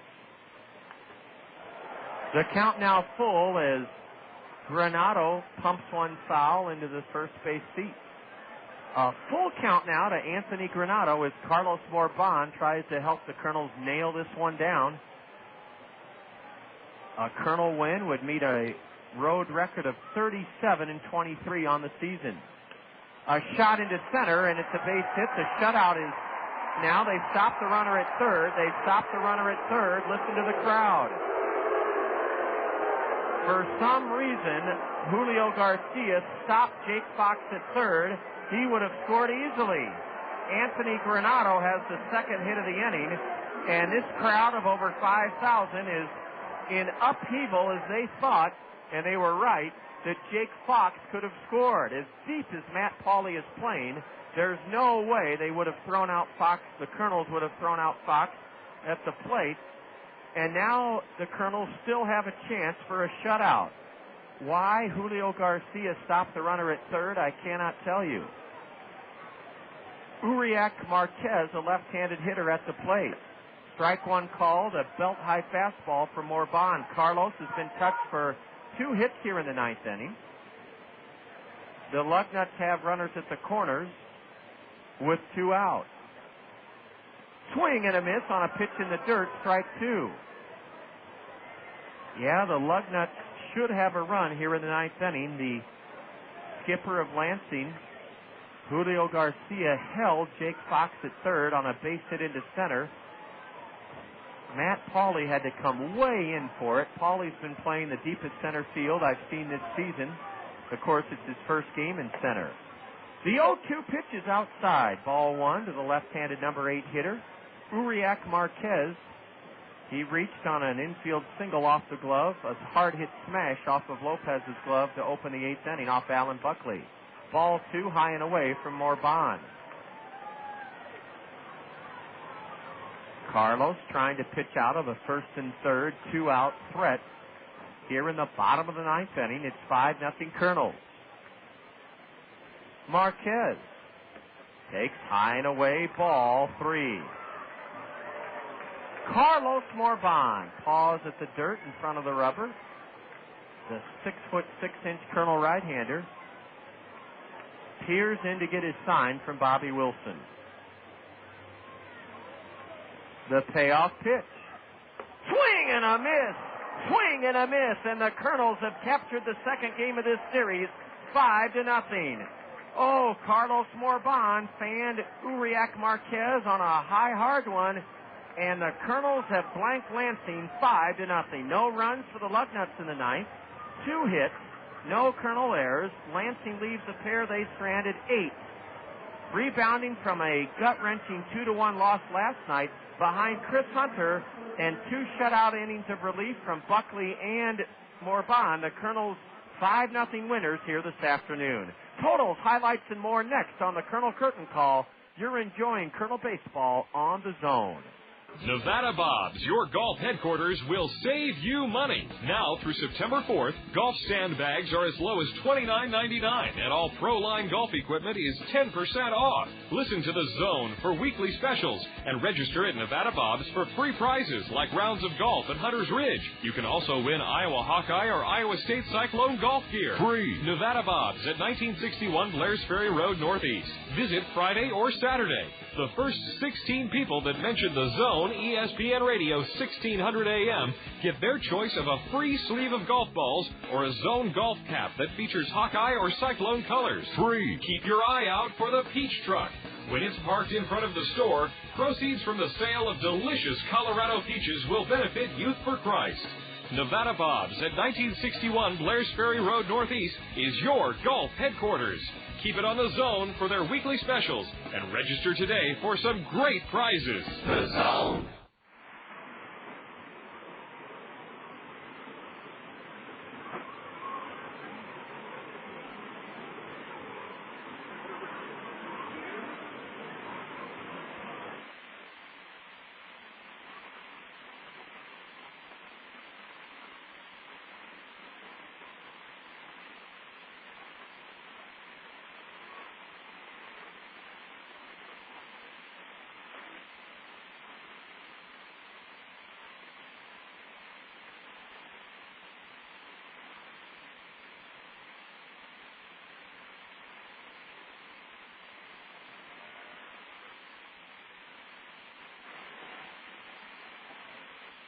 All right, I didn't catch the Colonel Curtain Call theme, but perhaps I was asleep at the wheel, so we'll enjoy wrapping this Colonel 5-0 shutout win up with you from Oldsmobile Park.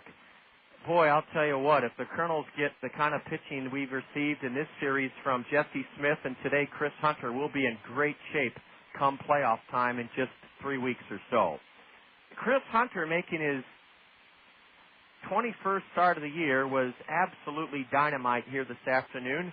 Jesse Smith gave up just 2 hits in a Colonel 2-1 loss last night in the series opener. Chris Hunter this afternoon, 7 shutout innings, allowing the Lugnuts just 3 hits. He posted a season-high strikeout total of 8, walked 1, and hit a batter. Chris Hunter, the star of this game for the Colonels, the hurler winning his 9th of the season. The game was scoreless in the top of the 4th inning when Ryan Leahy threw a 4-pitch walk-off starter Randy Wells. Baltazar Lopez then launched a double over left fielder Kevin Collins' head to score Leahy. Lopez advanced to third on a ground ball out by Baltazar Lopez, and with 2 out, Matt Pauley slugged his 10th home run of the year onto the grass slope seating berm in right to make it 3-0 Kernels. The Kernels added 2 more in the 7th inning, and they did so on a Warner Madrigal leadoff double. Matt Brown then singled Madrigal to third. Madrigal scored on a Randy Wells wild pitch. Matt Brown advanced to second on the wild pitch. Madrigal's run on the wild pitch made it 4-0 Kernels. After Collins advanced Matt Brown to third with a bouncer to short, Howie Kendrick tripled high off the right field wall to plate Brown from third and make it 5-0 Kernels.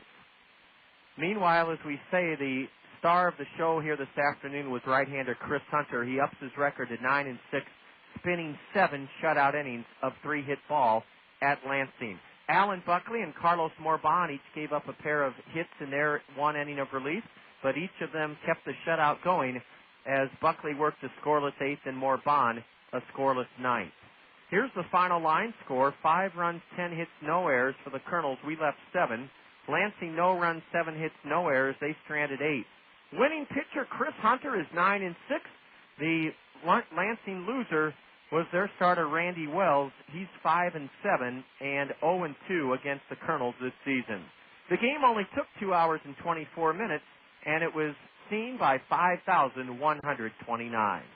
A break on the Colonel Curtain Call, and up next we'll enjoy our Liberty Bank star plays of the game. You're listening to Colonel Baseball on the Zone. Kernels fans, your Cedar Rapids Taco Bell restaurants have something new for you to cheer about this season. A Taco Bell 10 spot. When the Kernels score 10 or more runs in any game this season, you'll score beef tacos for just 39 cents the very next day at any Cedar Rapids Taco Bell. That's a savings of 50 cents per taco, limit 10 per customer. Remember, when the Kernels put up a Taco Bell 10 spot by plating 10 or more runs in any game, you get up to 10 39-cent beef tacos the very next day at any Cedar Rapids Taco Bell. If you don't stop by one of Jungi's 4 great locations, how will you know you got the very best deal? Stop in today at Jungi Lincoln Mercury Isuzu in Cedar Rapids, Jungi Ford and Jungi Chrysler Jeep Dodge in Center Point, and the new Jungi Chevrolet Pontiac in Anamosa. Now, 4 great locations, still one great name, Jungi.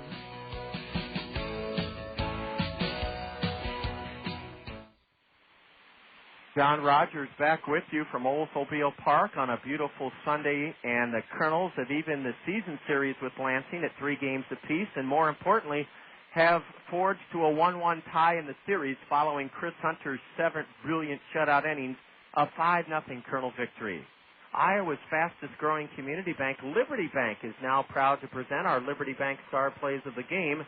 Let's start in the Kernel 4th inning. There was no score. Ryan Leahy drew a 4-pitch leadoff walk, bringing Baltazar Lopez to the plate. Here's our first Liberty Bank star play of the game.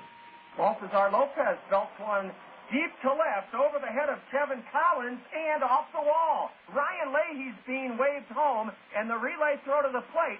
Leahy is safe at the plate. The catcher dropped the ball. Leahy came sprawling across the ditch awkwardly, but he scores on an opposite field double, socked over the head of Kevin Collins by Baltazar Lopez. 1-0 Kernels following that Lopez double, chasing home Leahy. Lopez was at third with 2 out in the 4th inning. Kernels leading 1-0, and Matt Pauley came to the plate. Here's our second Liberty Bank star play of the game. The Kernels have broken out ahead of the Lugnuts with a run here in the 4th inning. A high, deep drive to right, way back, and it's a 2-run home run way out of here onto the grass slope seating berm. With 2 out, Matt Pauley crushed the 1-2 pitch from Randy Wells, and it's his 10th home run of the year. Matt Pauley is added to the Kernel lead here in the 4th. His 10th home run of the year makes it 3-0 Kernels. Yes, Matt Pauley did make it 3-0 Kernels in the 4th inning with his 10th of the year. Baltazar Lopez aboard. The Kernels led it 4-0 following a Madrigal double, a base hit to right by Brown, and a wild pitch. Wells' wild pitch brought home Madrigal in the 7th to make it 4-0. Matt Brown was at third with only 1 out. Howie Kendrick at the plate. Here's our next Liberty Bank star play of the game. A lot of hitting room through the middle for Howie Kendrick with the infield drawn in. A high drive down the line in right, may leave the park. It is high off the 30-foot-high wall and rolls past the right fielder. Howie Kendrick will go to third. He is safe with an RBI triple that makes it 5-0 Kernels. Howie Kendrick, the leadoff batter, with the RBI triple in the seventh, did make it 5-0 Kernels. Our final Liberty Bank star play of the game in the bottom of the seventh inning. Chris Hunter on the hill. Runners at second and third, 2 out. It was 5-0 Kernels, and Chris Hunter was pitching to Anthony Granado. Next payoff pitch. Bounce to second. Oh, a leaping stab by Kendrick. He throws the batter out. The ball hit the lip where the grass meets the dirt and catapulted over the head of Howie Kendrick. Howie somehow adjusted, climbed the ladder to stab it, and threw the batter out. What an adjustment by Howie Kendrick. 7 spectacular shutout innings from right-hander Chris Hunter. A ground ball by Granado almost leapfrogged over the head for a bad-op single, but Howie Kendrick reacted quickly and leapt up to steer it. He threw the batter out, and that ends the threat by the Lugnuts in the bottom of the seventh inning. 7 shutout innings for winner Chris Hunter.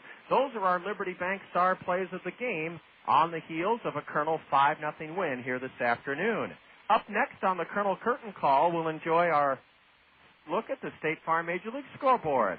You're listening to Kernel Baseball on the Zone. Solid Waste and Recycling Services remind you how to prepare your garbage for curbside collection. Oh, tell me more. Make sure you use a 35-gallon garbage can or a large plastic bag. The weight limit is 40 pounds. If you have more garbage than fits in your can or bag, or weighs more than 40 pounds, buy a sticker. How much are they? A $1.25 sticker is required for each additional garbage can or bag you set out. Where can I buy one? You can buy garbage stickers at any grocery, convenience, or drugstore. When we met at Spaghetti, we would never forget the Ojanos. Now it's where mi amore and I dine in. We carry out the lunch and the dinner all the time for lasagna, ravioli, mandacati, cannelloni, tortellini. Or try their delicious salads and sub sandwiches too. The Ojanos is the hometown taste of Italy. For your next meal with friends and a family, remember the Ojanos with 5 convenient locations for the pasta that makes you sing.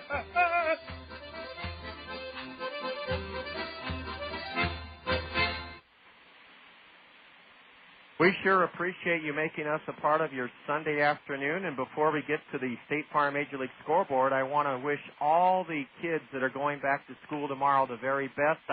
I know, kids, it's not easy to see the summer kind of dwindling down to its final hours, but I'll tell you what, based on all the schools I've visited throughout my time conducting Toyota Financial Services summer reading program assemblies in the spring each of the last 6 years, I know that you kids will be in great hands as you head back to school tomorrow.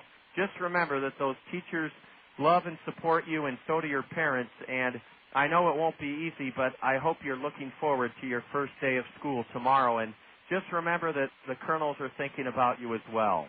5-0 Kernels here this afternoon, thanks to State Farm Insurance agents Dale Thompson, Gary Schubat, Lanny Peterson, and Al Shetler. We now bring you a look at this afternoon's action on the State Farm Major League scoreboard. We have 3 finals in the American League. At Comerica Park, the Mariners tamed the Tigers 5-3. Our parent club, the 2002 World Champion Angels, made it 3 straight over the Yankees in the Bronx. It was the Angels 4, the Yankees 3, a final this afternoon. On the State Farm Major League scoreboard in the American League, our only other final, Tampa Bay nipped the Athletics 2-1 at Tropicana Field this afternoon. They're in the bottom of the 7th inning at the Metrodome, and the Twins are trouncing Cleveland 7-2. Boy, after the Tribe made that run a week or so ago, they've really fallen on hard times. In the top of the 3rd inning, that game must be delayed by rain. The Blue Jays 8, Baltimore 3. Kansas City at Kauffman Stadium is crowning Texas 9-0 Royals in the top of the 6th inning. The game you'll hear right here on the Zone at 6:40 this evening pits the Red Sox against the White Sox at Comiskey Park. Now let's look at National League scores on the State Farm Major League scoreboard. No finals yet. They're in the top of the 7th at Miller Park with the Phillies leading the Brewers 4-3. The Cubs are trampling the Astros after that heartbreaking loss that the Cubs incurred last night. There are a lot of Cub fans here in Central Michigan, and they had their heads hung low earlier today, but they should be gleefully happy as the Cubs lead Houston 11-2 at Minute Maid Park in the top of the 6th inning. The Cardinals, looking to go 82-42, lead at Busch Stadium 4-2 over the Pirates in the bottom of the 7th inning. They're in the top of the 4th at Denver's Coors Field with the Expos ahead of Colorado 2-1. Now, games on the West Coast just getting underway. The Marlins have a 1-0 lead over the Padres in the top of the 1st, batting at Petco Park. The Giants in the bottom of the 1st have struck for a run against the Mets, leading New York 1-0. Top of the 1st just underway at Chavez Ravine, the Braves and Dodgers no score. And later this afternoon, the Reds will take on the Diamondbacks at Bank One Ballpark. That's our look at the State Farm Major League scoreboard, brought to you by State Farm Insurance agents Lanny Peterson, Dale Thompson, Gary Schubat, and Al Shetler. This afternoon, bolstered by a well-played game last night, a heartbreaking loss, the Kernels lost 2-1, even though Jesse Smith gave up just 2 hits last night. Chris Hunter was in total command as the Kernels started this afternoon, as the Kernels blanked Lansing 5-0 to even the series at a game apiece. It was a pleasure bringing you the action here from the state capital of Michigan. We'll have the dugout interview tomorrow at 5:40 dugout interview time tomorrow. Special thanks to our in-studio engineer, Jake, for all the great work that he did. And we wish you a great start to your school year. I wished all the kids well. Teachers, I hope everything goes so well your first day. And I know the temperatures are going to remain unseasonably cool, so the kids will be comfortable, and you'll get your years off to a great start tomorrow. We wish all the teachers well. 5-0 Kernels. Enjoy the rest of the weekend. John Rogers wishing you well from Spartanland. You've been listening to Kernel Baseball on The Zone. This has been a special sports presentation from The Zone, ESPN Radio, 1600 AM, Cedar Rapids. Now back to our regularly scheduled ESPN programming already in progress.